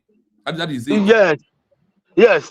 But I wish my prayer is for those people that are hearing what you're saying now. So they should rethink. They should rethink. They should stop distracting people. So when we have one mind, I wish everybody will come to one umbrella now. This Biafra will It's just be not like possible. a close story. It's not possible.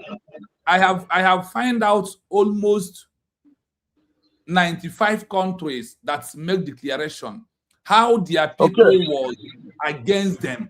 See, let me tell you, do you know what prompted me out social media? It's because of those who was against those I am going to their platform to discuss about Biafra. All of a sudden, they're now deviated from what? So those saboteurs is part of what triggers me to come out. So, and you cannot, I said there is one question a brother sent to me as you research about price to pay a betrayer to betray his freedom. They said there is no price, maximum price, but a promise of what he will never get in his entire life. And they only give him 1% of that promise, and he will betray his people. Because of, and the betrayers also encourage the rightful one to push harder and be stable. Know that if he mess up, that these enemies will capture him and destroy his good job. So on that, the betrayers is what encourages me here to do more. The betrayers is also what encourages me to stay on the right track. And know that what I'm saying is the reality. If they are not there, you might feel reluctant that you are getting Yes. it right. But boss, because of Yes. the idea, you continue pushing to make sure that you push them out of the track. Yes. That is why I said, the Bible is no quibo. No name agro momo ebuo hishi. The Bible is na adi aldini osu. Yes. So we have You are there. enemies around. They will push us to do more. So we feel that we have people that are looking for our downfall. For them not to see, we must work hard to cover it up. That is my totally belief. That is what I find out. Countries like Namibia, Algeria, Eritrea, South Africa, India, Burkina Faso, all of them in the past, they have those that betrayed them. They have those that fight against them. It happens. It happens to them. So let's allow Mom Ojugo to join us and contribute. I know that once she's here.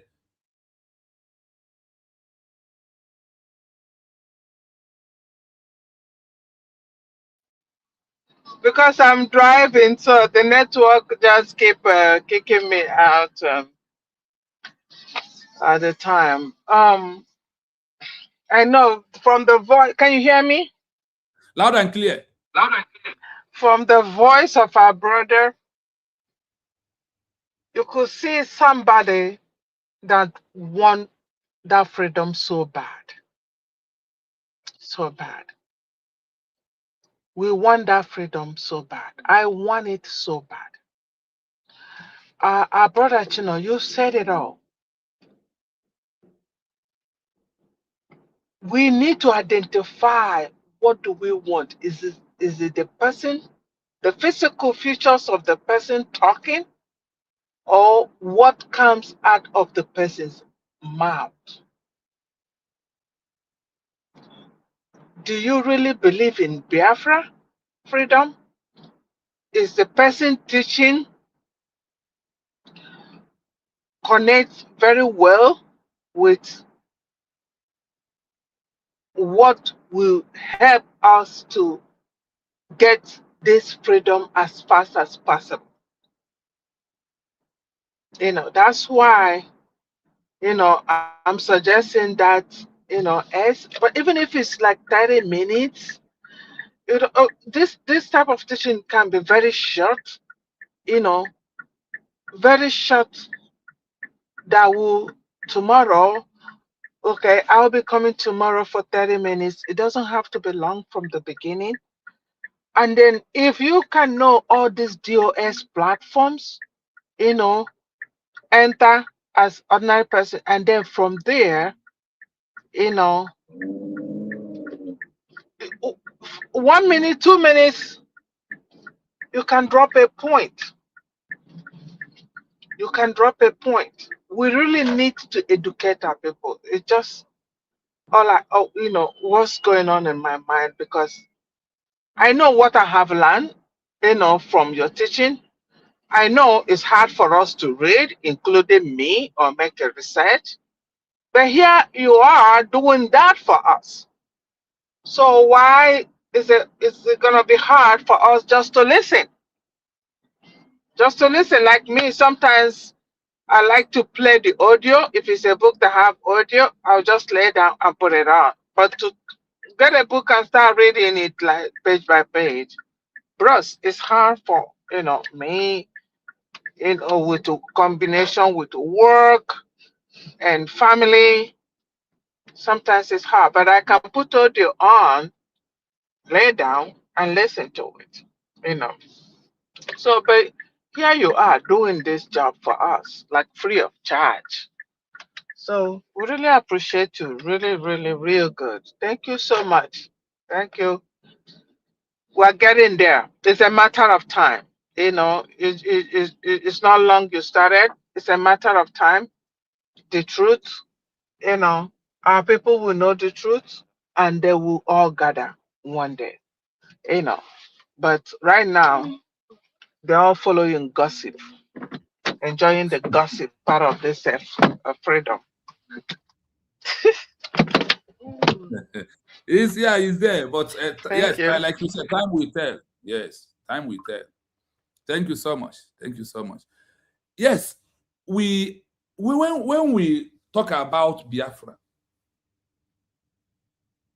we need to understand difference between a country, a group, protest group, and when you are doing something, you need to ask a question. This country I want, or this thing I'm doing, have anybody done it in the past? Can I decide to check the history of those that have achieved this country on their own? How do they achieve Biafra? So how do they achieve their country? Do they achieve their country by protest? Do they achieve, how? when somebody graduates from school, he followed the existing protocol of those who has graduated from that school. If you want to pass, the way we are looking for Biafra at this time around is the way people pass out from school. Because once we pass out from standing from the existing or from the line of those as school in that school before, when you go to school, in some of areas in our territory, school assembly in the morning is always 7:45. So make it 8 o'clock, which is very late. Once you come after that time, you have came late to school. What is either you receive the punishment, or if it's in our own school that time, we will give you V work or Z. Then you will work until school close, and you will not finish for the day. That is existing law that you have already know that if you are come late, this is where I'm going. Now, in a class, there is a teacher, there is a class prefect, there's an assistant prefect. These things, they did not see you to implement it. They have already been there before you come to that school. And there is no way because of you come newly, they will scatter and start building new one. That is why I said, we will not achieve Biafra without looking to the history of those that have achieved this country through this means that we are going right now. And I challenge anyone to bring out in the world those that because of the level of protest, the world, UN called, America said, or Israel, or any country where you're doing the protest, said, okay, you have been this my country, this our country for maybe for 10 years. And you always agitate once in a month. Or sometimes you come out, you agitate. Please, I want to ask you, what are you agitating for? What do you really want? And somebody will do that. And you want somebody to come and call you and ask you, okay, are you looking for Biafra? Hey, yeah. Okay, the Biafra is the one Ojukwu declared in 1967 that fell. Okay. Is it why you are agitating? Okay, come. What is the name of your group? You mentioned my name of the group is IPOB. We have submitted a letter on this level of protest to the United Nations, to the Commonwealth. We have submitted to the Human Rights Organization, and they are not answering us. Okay, I can see, well, because of you have done all this in the past. Okay, what is the name of the country you want? The name of the country is Biafra now. Okay, take Biafra from today. We are going to call you that the name of these people protesting here is Biafra. Yeah. Without you writing an exam in a class, how do teacher pronounce you first or second or your position? Without you writing an exam, how could the world, how could the class, how do you pass? Do they say, oh, I have been schooling in this school for past 6 years, and I am not doing well on my exams and my home assignment and the class test. But because of my friend, you have been here for 6 years, so okay, from today, we have graduated you and give you a document for you to enter university. Who does that? We need to start using with our common sense to know what it's all about having a new nation. You see, the process you undergo before you graduated to university is the process we are undergoing for us to have Biafra as a country. That is the process we must undergo for us to have Biafra as what? As a country. There is no other way around.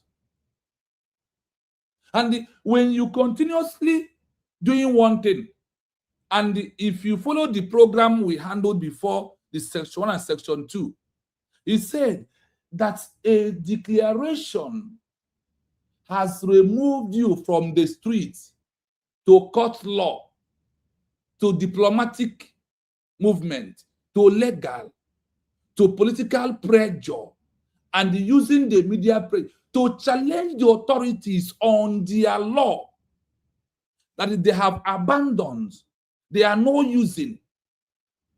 When you continue reading out those laws, use it to attack them, bring their names, one day you don't know how the message will be delivered to them.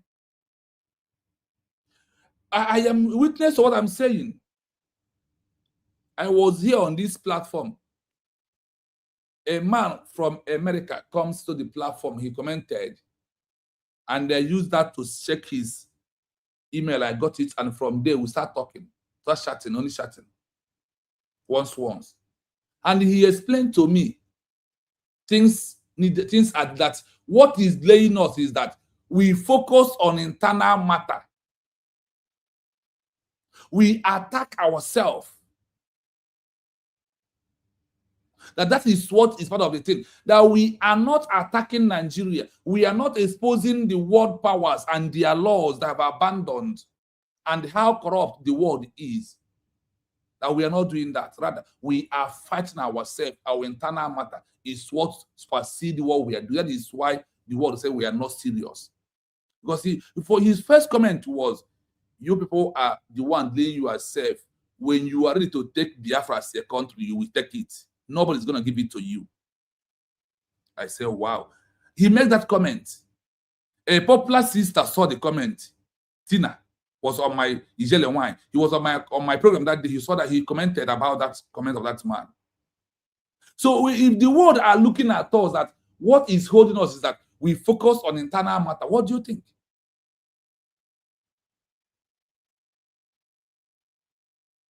What do you think about that? And how do you think that the thing will stop? So we are the one to stop it.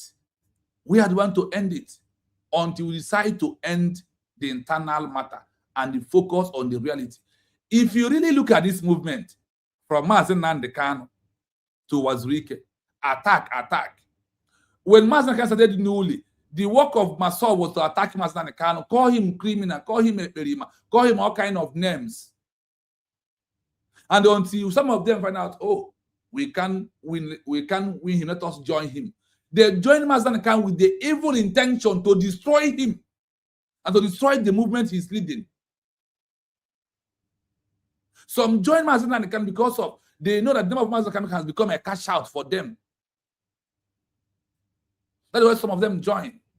Some join Mazen Nandekano because of Mazen Nandekano will make their name to come out in the hands of Nigeria, for Nigeria to see them and give them what they are looking for.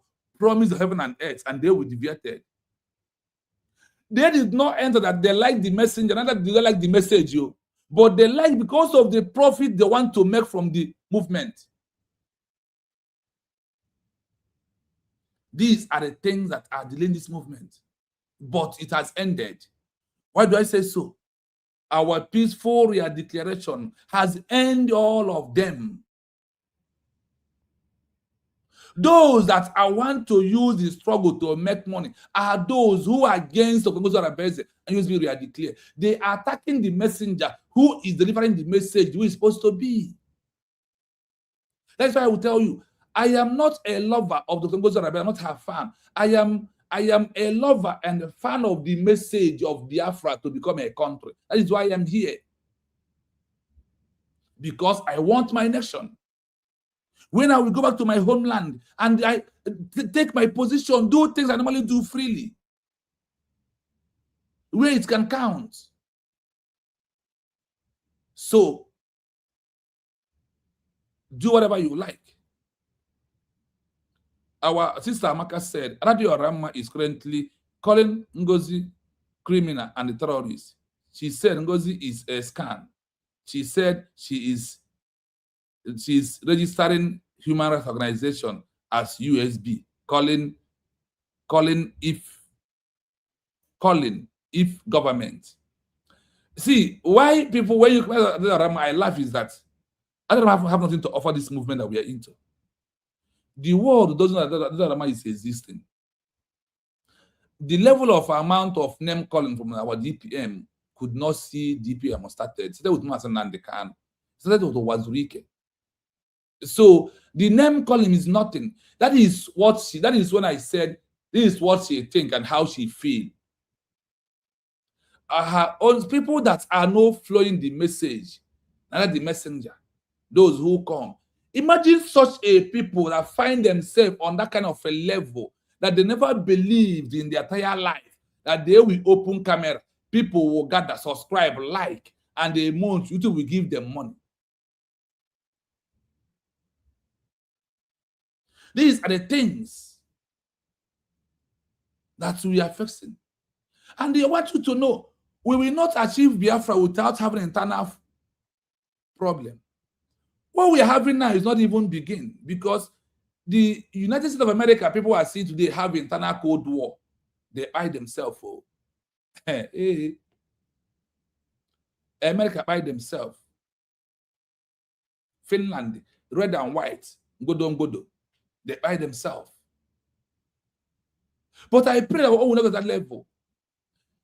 Let it be on the level of Namibia, where the recognition, Namibia decided to accept a peaceful reconciliation. That is part Namibia took. Why Algeria choose sanction, punish them and ask them to leave the territory, that they are no longer citizens of Namibia. America use their own, in different ways. I want you to understand that the part of this freedom is in our hand. The transition from the 19th century's military mode model using in 1967 to 21st century administrative, things has changed. Listen to this.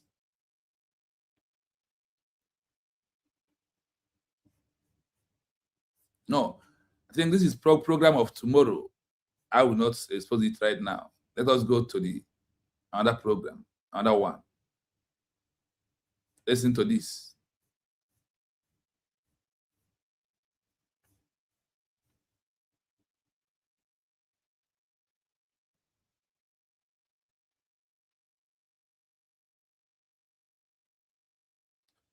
Network, allow us to go.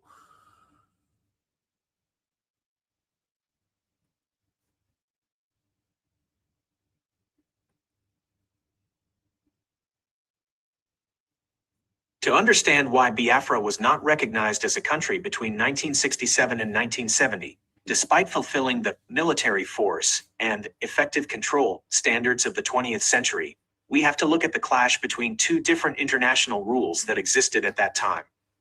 Biafra was a state in practice. It had a bank, a constitution, an army, and a capital, but it failed to become a country in the eyes of the UN for the following legal and political reasons.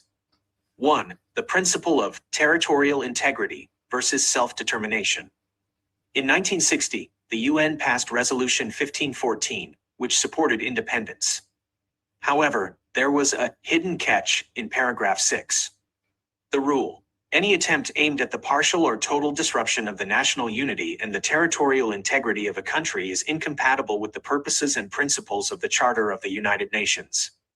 The impact on Biafra. The UN and the Organization of African Unity, OAU, interpreted this to mean that independence was only for colonies, like Nigeria, leaving Europe, but not for regions, like Biafra, leaving a newly independent African state.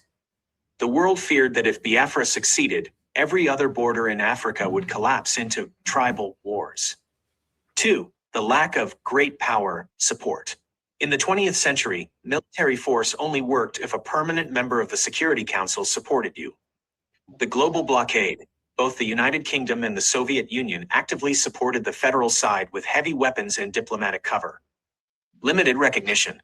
While 5 countries, Tanzania, Gabon, Ivory Coast, Zambia, and Haiti, recognized Biafra, they did not have the military or economic power to force the UN to grant Biafra a seat. Without a superpower ally, military force was not enough to overcome a total blockade. 3. The recognition gap. Under the Montevideo Convention, Biafra met all the criteria: people, territory, government. However, in the 1960s, a new theory called the constitutive theory of recognition was dominant. This theory argued that a state only exists if other states say it exists. Because the majority of the world chose to see the conflict as an internal affair of Nigeria rather than an international war between 2 states, Biafra was denied the legal status of a country, even though it functioned as one for 3 years. 4. The 20th century, military exhaustion. In the 19th century, if you won the war, you were the country. But in the 20th century, the international system developed economic warfare.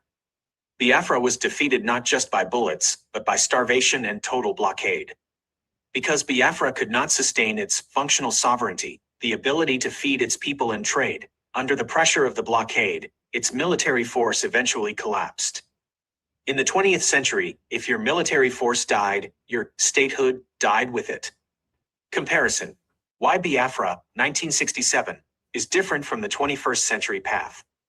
Feature. Biafra, 1967 to 1970, Modern Movement, 2026, Primary Tool.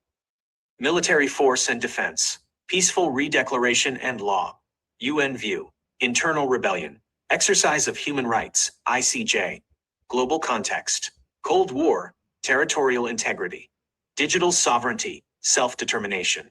Outcome, military defeat led to erasure. Legal status remains even without territory. Why this is important for you today. Biafra in 1967 followed the 19th century model, fighting to be a country. Today, movements like the United States of Biafra are following the 21st century model, declaring to be a country. The 1967 attempt failed because it relied on military force in a world that prioritized territorial integrity. The 21st century path is stronger because it uses the ICJ Kosovo ruling and administrative sovereignty, like IDS, to prove that the state exists legally regardless of military conflict. This makes it much harder for the UN to ignore. Do you hear that, the last part? That this way that USB, what do they call it here? They call it what? That the way that the United States of Biafra government is flowing this time around, that is very hard for UN to ignore us. We are not the ones setting the rules. When they do the comparison by themselves, they give you where you belong. The same way they give us where we belong in 1970. Do you know this particular Article 6 of the UN Charter they hide from Biafran that time we are fighting? Not only also, you see this Article 6 of the UN Charter, paragraph 6 of the UN, what is it? If when I open tomorrow, we're going to open that number 6. Tomorrow, when we open the number 6, you find how corrupt these people are not today. You see, the issue of having a new country then, under self-determination or under declaration that is already in the history or already in the law of the UN. UN covered it up. They also covered a way of Chukwuemeka could have used to achieve Biafra then. Because why did they cover it up? It's against them. What is against? They say that Nigeria just got independence, a new country that got independence in Africa happened to be Nigeria in 1967. So 1960. That's where they claim that Nigeria has their so-called intimidation, genocide, independence that are seen today. The massacre, the kidnapping country, the kind of particular concern in the world as of 2026, as of this April. So they said that the lies they told African countries that if you allow Biafra to succeed as a country, that many countries will emerge in Africa. That wasn't enough. Nigeria did not have allies. The allies we have are the one that they did not have what to support us. They could not back us up. You know, the backing up is including on the diplomatic aspect of it. They could not do that. The backing up also including supporting us with what it takes to have Biafra as a country. Weapons. They did not. What happened? Their backing up is like the backup that Morocco gives America. That's how it is. Now, when Morocco gives America this backup, it's not enough for America to become a fool who they are today. until Israel, until France backed them up. France become the backup. France become diplomatic leg for America. That is why they was recognized. Do you also know that UN did not recognize the America immediately? Even though that they are part of it. The game of this world, the politics of this world is, in fact, until when you go down deep, you understand the politics. And that is why Mazen can make it openly. If you're not a politician, you can't pilot the movement of having a new country, because it's all about politics. It's all about what? The politics of the world. That is what we are playing this time around. So when you look at why Biafra fell, the 4 points why Biafra fell, you find out. And today they are telling us that the current Biafra of USB has moved away from that thing that makes Biafra fell. Brother, can I say something? Yeah, go on, mommy, go on. Do you see this thing you said now was maybe could be the reason why Ojukwu fell, because Ojukwu was a military man. And then you see why Martin Namdekalo was more for preaching, because he's just ordinary civilian. I don't think Martin Namdekalo was a politician at all. Then you could see Simon Ekper and Dr. Ngozi Obreze that are politicians. If you wait, you can see the big difference between when a politician is doing this job and when ordinary civilian and military is doing that. It's very clear. So what you read out is really fact and true. Yes.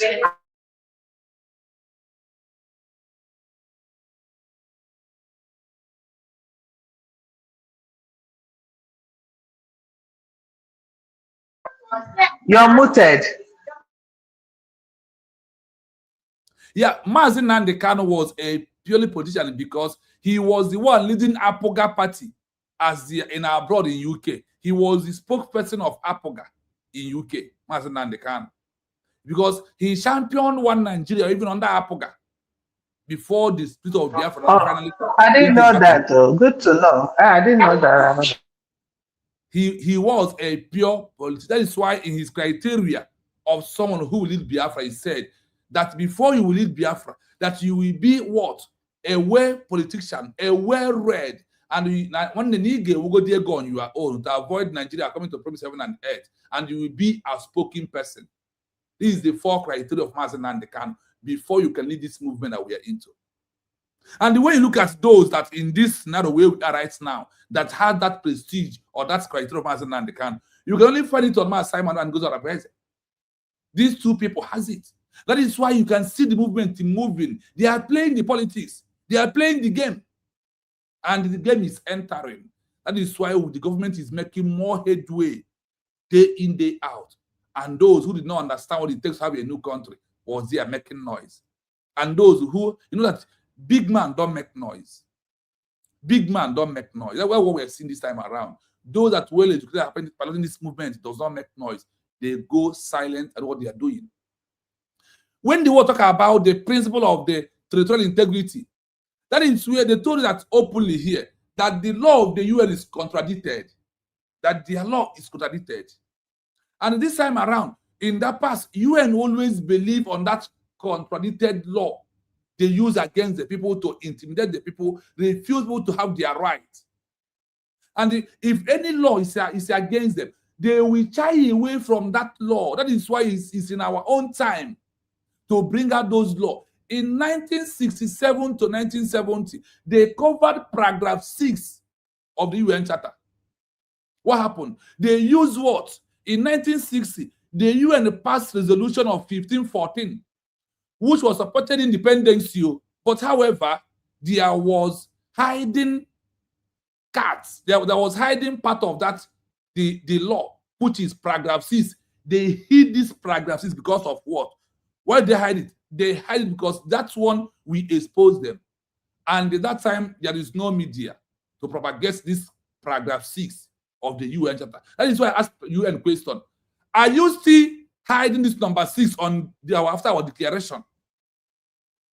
You are number 6 that give us the equal rights that you must allow us on the name of independence under remedial section external. Why are you still hiding it? Or are you trying to tell us that Nigeria is still a new country that just got independence? Or are you still believe that the Biafra will create more country in Africa?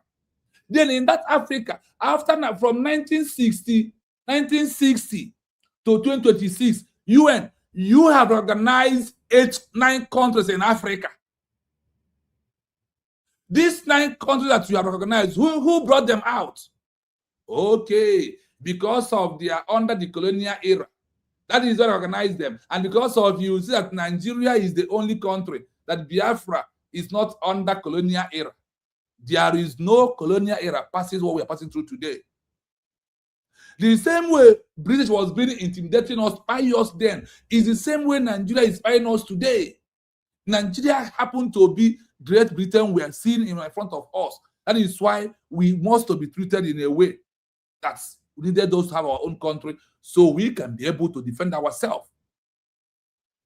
Also, you hide the law of self-determination under paragraph 6. The only what you say self-determination, and that is the law you hide. Instead of you to implement it in 1967 Biafran War, you implement the resolution of 1514 that we can only support independence on those who are under the colonial era. And then I ask you again, after the 1960 or after the 1967 war, how many countries have emerged from Africa and become a country that UN has recognized? 9 of them. Okay, let's take it after that. Maybe you went back. Now that we have come back to reaffirm who we are through our peaceful declaration, for how many years do you want to wait before you can recognize us? The time you are wasting at this time around, we want you to handle the case of people of Biafra like the case of Namibia. You are the founding father of Namibia, so supported Namibia in all their actions. You also sanctioned South Africa, remove them. You also asked EU in Africa to also sanction South Africa because of what they did against people of Namibia. What is going on in Nigeria today is not enough when you remove the Nigeria territorial integrity. You say that when a government of the old cannot protect their citizens, that their territorial integrity is in doubt. Is it because of the oil? That is why Nigeria is not in doubt. Is it that is why? Is it because of that Nigeria is taking oil, our oil? That is why they are only leave them. But you rush and sanction South Africa. Your sanction is what makes them to recognize Namibia first before other countries in the world. What is happening in Nigeria right now? Did it happen in time of Namibia and South Africa? It's no more than that. And why do you think that we're going to remain silent? We are not going to remain silent because it is our time to know the truth.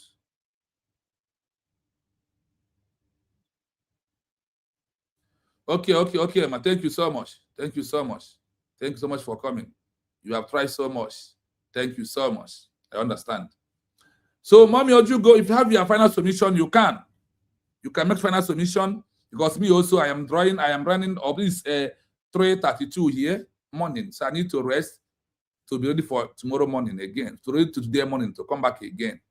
Because we have a heavy program in the morning, which is all the countries that have achieved their country through a peaceful declaration. That is the program of the next program we're going to have in the next few hours when I come back online. So if any of you have your final submission, Mazi Ekeneze, if you have, you can go on and submit because I want to summarize and go and take some rest until we come back again today.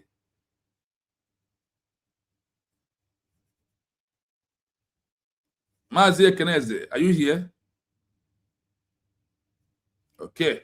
So, Biafrans, all these things that we are passing through today, and they make it openly, that USB are declared, have studied why Chukwuemeka Odumegwu Ojukwu Biafra declaration fell in 1967 to 1970. Even though at that time, it is the era of military, and it fails. So we have learned our lesson from the past. That is, do you also believe that they say that they future lies in the past?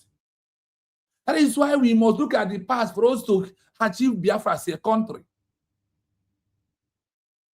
The past experience of some countries that has done it is what is going to give us the momentum for us to Biafra to become a fully country. And once we follow their criteria, we are there. We are there. It's very important. It is very, very important for us to follow their criteria, for us to follow the examples of those that has been there before us. And that is what USB is doing. That is what USB, they say that the United States of Biafra has taken the level of the ICJ of the what? Of the Kosovo model and also Namibia to achieve Biafra as a country. And that the road we are following, that nothing will stop UN to recognize us. That is make it so hard for them to not recognize us. What is that? Peaceful declaration, having a structure of government, issuing the ID card and serving, giving the people their service. That is what a government is supposed to do for their citizens. And that is what USB is doing. I will play it once again before I end up the program. So listen to this. After this, I'm not going to say a word. I will just end the program.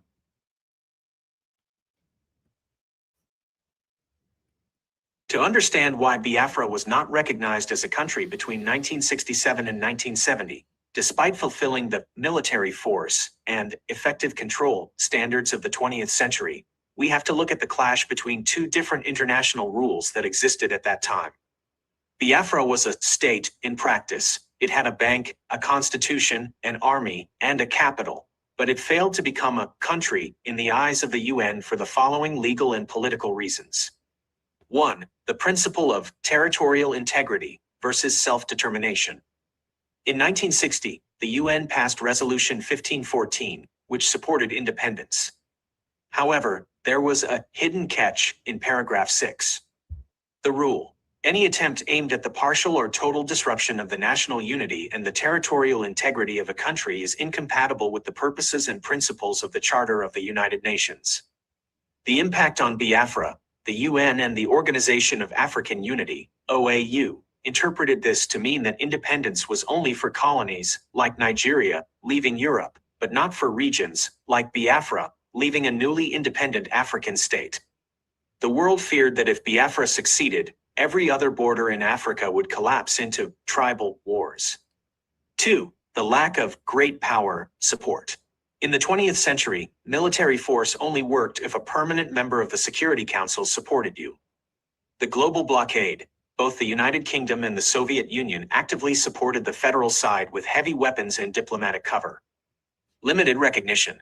While 5 countries, Tanzania, Gabon, Ivory Coast, Zambia, and Haiti, recognized Biafra, they did not have the military or economic power to force the UN to grant Biafra a seat. Without a superpower ally, military force was not enough to overcome a total blockade. 3. The recognition gap. Under the Montevideo Convention, Biafra met all the criteria: people, territory, government. However, in the 1960s, a new theory called the constitutive theory of recognition was dominant. This theory argued that a state only exists if other states say it exists. Because the majority of the world chose to see the conflict as an internal affair of Nigeria rather than an international war between 2 states, Biafra was denied the legal status of a country, even though it functioned as one for 3 years. 4. The 20th. And today, what did they deny us that time? They denied the legal side of it. And on this legal side of this is why we are getting it right at this point in time. The legal aspect of it. That is why we're getting it right. So it is way to understand why we fail. And that is why the mistake of yesterday that should lead us on the right path of tomorrow. That is why we are still forgetting that this in English that he said that the future of the future of tomorrow lies on the one of yesterday. That is the simplest truth. That is the things that is delaying us. These are the things that we need to understand. These are why we must know that Biafra under this 21st century is very, very assured, and that we are on the right track, and we are maintaining the right track of it. That is why nobody will disturb us, because we are not moving an inch at this time around. No Biafra. There will be darkness everywhere. Military exhaustion. In the 19th century, if you won the war, you were the country. But in the 20th century, the international system developed economic warfare. Biafra was defeated not just by bullets, but by starvation and total blockade. Because Biafra could not sustain its functional sovereignty, the ability to feed its people and trade, under the pressure of the blockade, its military force eventually collapsed. In the 20th century, if your military force died, your statehood died with it. Comparison. Why Biafra, 1967, is different from the 21st century path. Feature. Biafra, 1967 to 1970, Modern Movement, 2026, Primary Tool. Military Force and Defense, Peaceful Redeclaration and Law, UN View, Internal Rebellion, Exercise of Human Rights, ICJ, Global Context, Cold War, Territorial Integrity, Digital Sovereignty, Self-Determination. Outcome, military defeat led to erasure. Legal status remains even without territory. Why this is important for you today. Biafra in 1967 followed the 19th century model, fighting to be a country. Today, movements like the United States of Biafra are following the 21st century model, declaring to be a country. The 1967 attempt failed because it relied on military force in a world that prioritized territorial integrity. The 21st century path is stronger because it uses the ICJ Kosovo ruling and administrative sovereignty, like IDS, to prove that the state exists legally regardless of military conflict. This makes it much harder for the UN to ignore. Because of that sin that was denied the legal right of Biafra then, is why that was one of the most powerful points Biafra felt. And that legal right is what USB, University of Biafra, is pursuing seriously. And on this legal right, that is why they had it here. It's going to be hard, very, very hard for you to ignore us. It's not a child's play. It's not a child's play. That is why I'm telling you that USB had declared its only hope, and that is the last way to go. Forget all the noises. Forget all this breeze. They could not stop our recognition. That is the truth. All these breeze can never stop our recognition. It must come. It happens to many other countries in Africa, in the whole world, in Europe, in Asia, in the Middle East. It happens. We are not the first that has passing through this way. That is why I am not panicking. That is why I have full morale that we are on the right track, my people. We are on the right track to have Biafra as a country. Listen to this side of this, of this, what I want to play right now.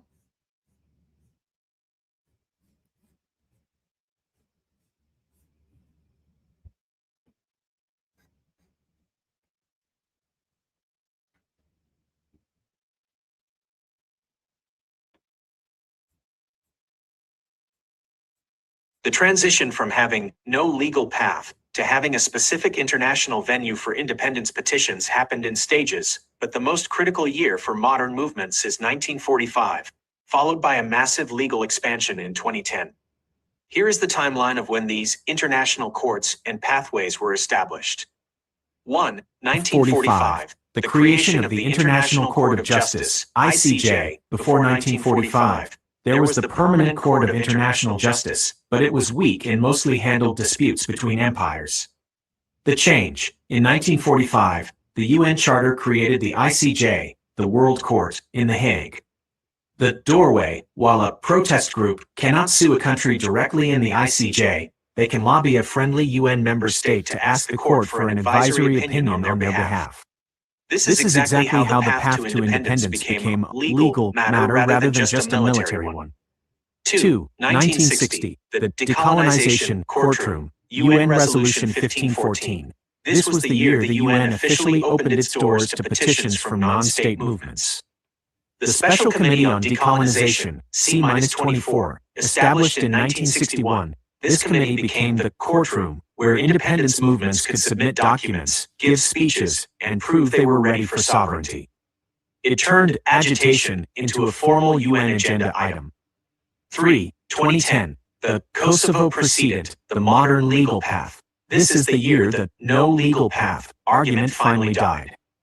What happened? The ICJ issued a ruling stating that a declaration of independence does not violate international law. The result, for the first time, a movement could point to a specific World Court ruling to justify their peaceful redeclaration. It provided the legal case law that every movement now uses when they submit papers to the UN or EU. 4. Where do you submit the petition today? In the 21st century, the petition for independence is not a single letter, but a series of filings to these specific bodies. A UN treaty section, New York, year established, 1945, modernized in the 1990s. Purpose. This is where a new government submits its instruments of accession to international treaties, like the Geneva Convention, proving it is ready to act as a state. B. UN Human Rights Council, Geneva, year established, 2006, replacing the older commission. Purpose. This is the most active court for movements today. You file petitions under the Special Procedures mechanism to report that the parent state is violating your right to self-determination. C. The African Union, EU, Banjul Commission. Year established, 1987, African Charter on Human and People's Rights. Purpose. For movements in Africa, the African Commission on Human and People's Rights is a specific court where you can file a communication, a lawsuit, against a state for failing to recognize your people's sovereignty. Summary table. The birth of the legal path. Era. Legal venue. Primary method. Pre-1945. None. Military force only. 1945 to 1960. UN General Assembly. Political lobbying and Resolution 1514. 1961 to 2000. UN Decolonization Committee. Formal petitions and oral hearings. 2010 present. ICJ and Human Rights Council. Legal briefs based on the Kosovo ruling. Conclusion. The year the legal path truly became available for a peaceful movement was 1960 for political petitions, but it wasn't until 2010 that the World Court gave you the legal shield to declare independence without fear of being called illegal under international law. I hope you heard it clearly. We are going to explain this in details tomorrow. But tomorrow we have a lot of work to do tomorrow. We are going to go into details of all this. You will see when the law of the UN was implemented, even in Africa, all these human rights, all these things, when it starts implementing, and the reason why they implemented it, and in this 21st century, they now put it that it is a must that people should follow this way, because they have been doing their exchange, trying to balance the equation until they finally got here. So all these things are here, they are real for life. And we, as the Biafran people, we are going to make sure that we follow it up. And this on this way, UN, the world will not ignore us.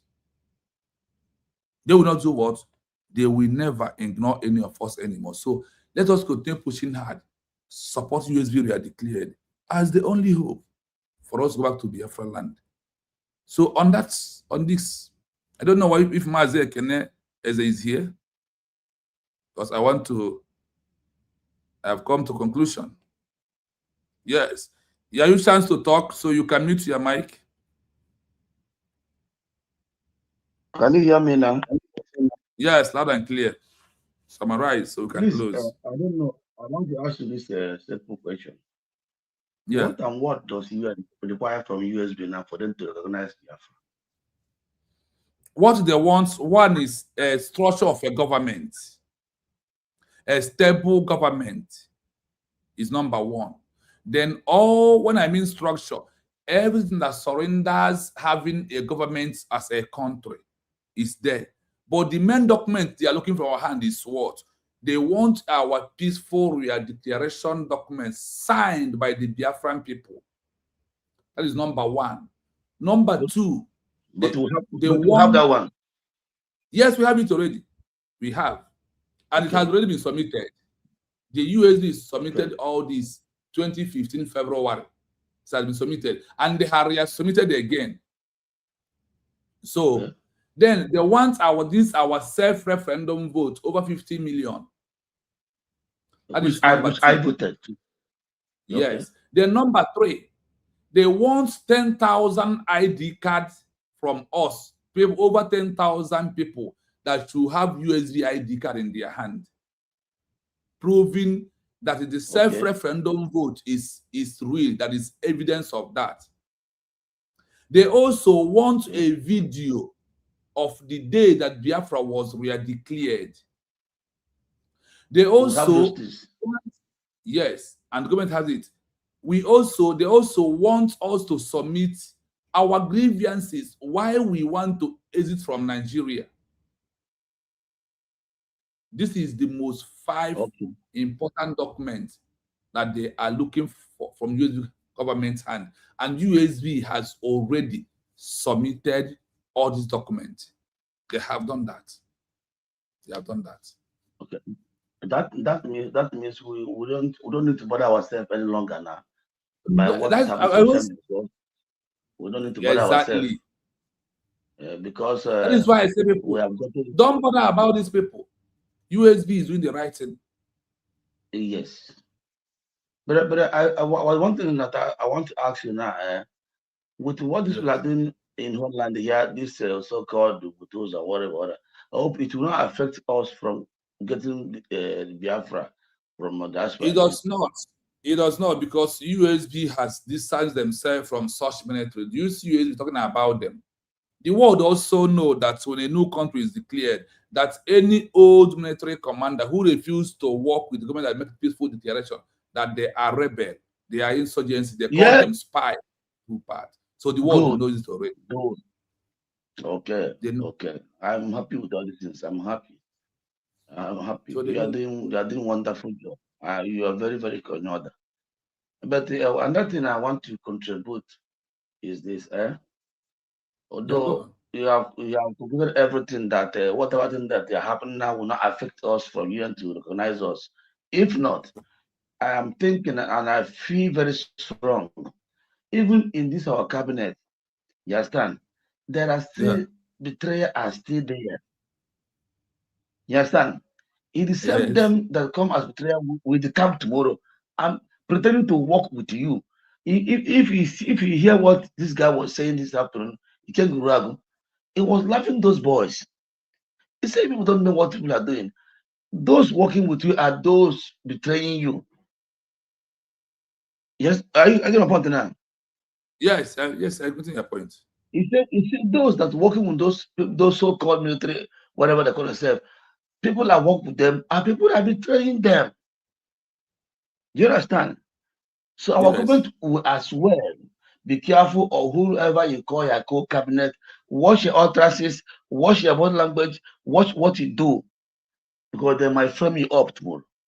People are good, so because are still there. But I get to my point. That is why, yes, that is why USB has moved away from showing, because the only thing anyone can use to indict our this government is only this issue of military men on ground. And you can see how the USB is managing that thing very well. The issue of military on ground. They don't showcase anything. They don't make too much talk about it. And some things are being normal the way it's supposed to be. So the fact, when I said we don't need to, when it's come to the government, then the government know how to cure the madness of our people this time around. And then the only one thing the so-called Ikenga never knew, that a peaceful declaration document has proved under the UN that nobody will arrest any government in exile member again because they are a country in waiting. So on that note, nobody. So that is why I have a strong mind, and that is why I'm in love with the government, the message of this government, and their body language to all the enemies. So that what the PM will tell you, don't mind them, don't worry yourself. So But that I you want to said, ask go you, and Biafra will come. I want to ask you one question again.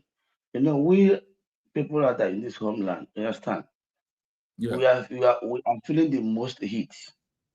Yes. In the sense that, as we are saying about Biafra now, if peradventure, if we got arrested, will our government defend us in homeland here? Yeah, you know that as of this time around, that is why Yeah. the only thing we need to push hard work on it is work about our recognition first. That is number one thing. Then if the government arrests any of any of USB citizens this time around, like when our DPM published about the delay that Nigeria took away from Navy of recent, is to put the word on the notice that look at what is going on. Then once the government know where these people, they tell them where they are, they will find lawyers to send to them. That is why the government are here to defend their citizens. For sure. Once they got your name and where you are, they must reach out for you. Because to prove that this is the citizen, do you know how many that the government has released? Under the government, many people that has been released. All these things are going, but not everything. You know that this government as a country, not to do things, put in social media. No, that's not how a government rule. A government has a policy, how they are preparing and how they are carrying the affairs of their people. So it is well there for us that is why we must be strong and believe in our government at this time around. But sorry, another thing I want to ask, I want to confirm with you is there anything that we can have to prove that we are member of this USB in Holland here? Anything you have now, that is like that, we want. Yes, like ID card, like something like that. The time is like our DPM said. In the next few months, the homeland people will have their ID card very soon. The app will be out, and those the homeland will have their ID card. That is what is important. Like the answer is that very soon you will have your ID card with you, prove that I am a citizen of United States of Biafra. Very, very soon. Okay. Anyway, and like last time I requested of having a contact with the government here, and everything we're doing is secrecy, not of the other confidential. You understand? It's not of them. So I want to know, although no matter of whom I will call, because I don't know who is betrayer in this homeland. You don't know who we call. We call the agent of the Nigerian government to pick you. That's what they do. But that is why everybody must be careful. You must train with careful. Yes. Even when I wanted to collect a number of social people, because I don't know whom I am calling and how faithful that person will be to me. Yes, until we got our recognition. That will be our power. That we are now a government. We are working towards that anyway. But we take be careful how we operate here, because now they are the one governing this country. You understand? Yes. Their police is parading in our land. Their soldiers are there. Everything is there, and most of our people are backing them up. Those people don't know what is going on. You understand? But who does? And them, they fail to know. Maybe they know, they pretend because of what they're getting. Maybe the governors, the chairman, they're making money from the country. They cannot easily accept the government. But Abura, are you with me? Even this time around, I always direct people, like what our brother said here. If you want to anything to call number in this time around, you have your governor phone number. Call him direct. What I want. Because the governor can never betray you. The governors cannot betray you. Can never. That is why we're trying to let everybody locate your government by your governor. Yeah. But my brother, let me tell you something. At times people do blame our DPM. You understand? Not Yeah. she's not doing anything wrong. You know, Nigeria. Somebody said nothing Nigeria will not do. You understand? Yeah. To Yes. me, I will stay aside until we get to the resolution from UN. Because those people you call governor, look at what they said about one governor of Biafran governor, I think from Enugu. You understand? You don't know who you're calling governor. You don't know the person upbringing. No. You see, let me correct this impression from you. There is Okay. no how you will stay outside until you got it. No, because of you call somebody on phone, doesn't mean that the person will come and track you. And I want you to know that tracking somebody is not easy. They don't use one another to track human being. If you don't believe some things you hear about whatever you are not hearing from us, from USB, is lie against the governor. There is many lies against against the governor in Enugu State because he refused to the enemies to enter into what we are doing. They come against him. Don't you see the one? They frame it up. Yes. So whatever you see, that is why I'm here. Now, when people talk about Caterpillar is angry because our DPM has closed the way he normally eats from this government. When he will have 10 men, he will say that he have 50 men. They will give him money, he will eat. Okay. Now that the government is not giving him money, he come against our DPM. The same thing they are doing in all these governors, sabotaging them, trying to paint them black. There is no way you want Biafra without you contributing through your governor. Direct. Okay.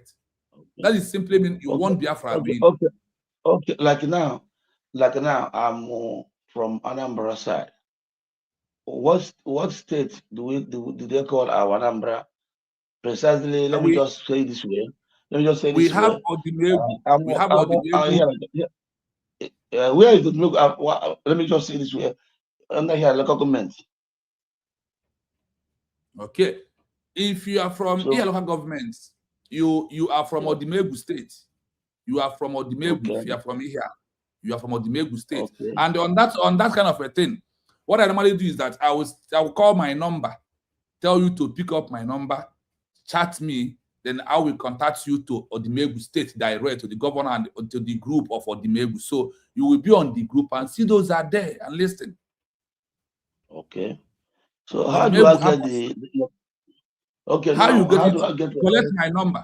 I will call my WhatsApp number for you. So take my WhatsApp number, then I will link. So for me, me too. I am from Odimegu. I am from Odimegu. Okay, you're my brother. You're my brother. Yes. What part of you? What part? The same here. I'm from Uli. You are from where? Uli. One day, I use my phone. Hey, I'm from Uli now. Uli broke Okay, Uli broke okay.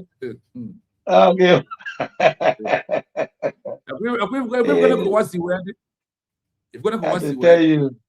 So take my number. You are home already.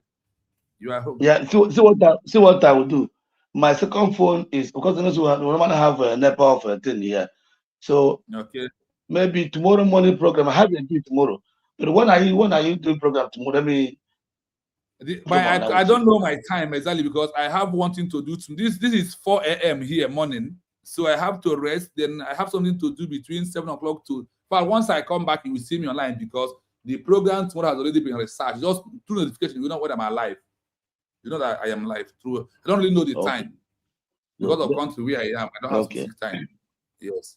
And also the number, if you want to get it also, if I'm not online, I will call the number right now. You can scroll the program to this time, then you get the number. My number is everywhere on the WhatsApp.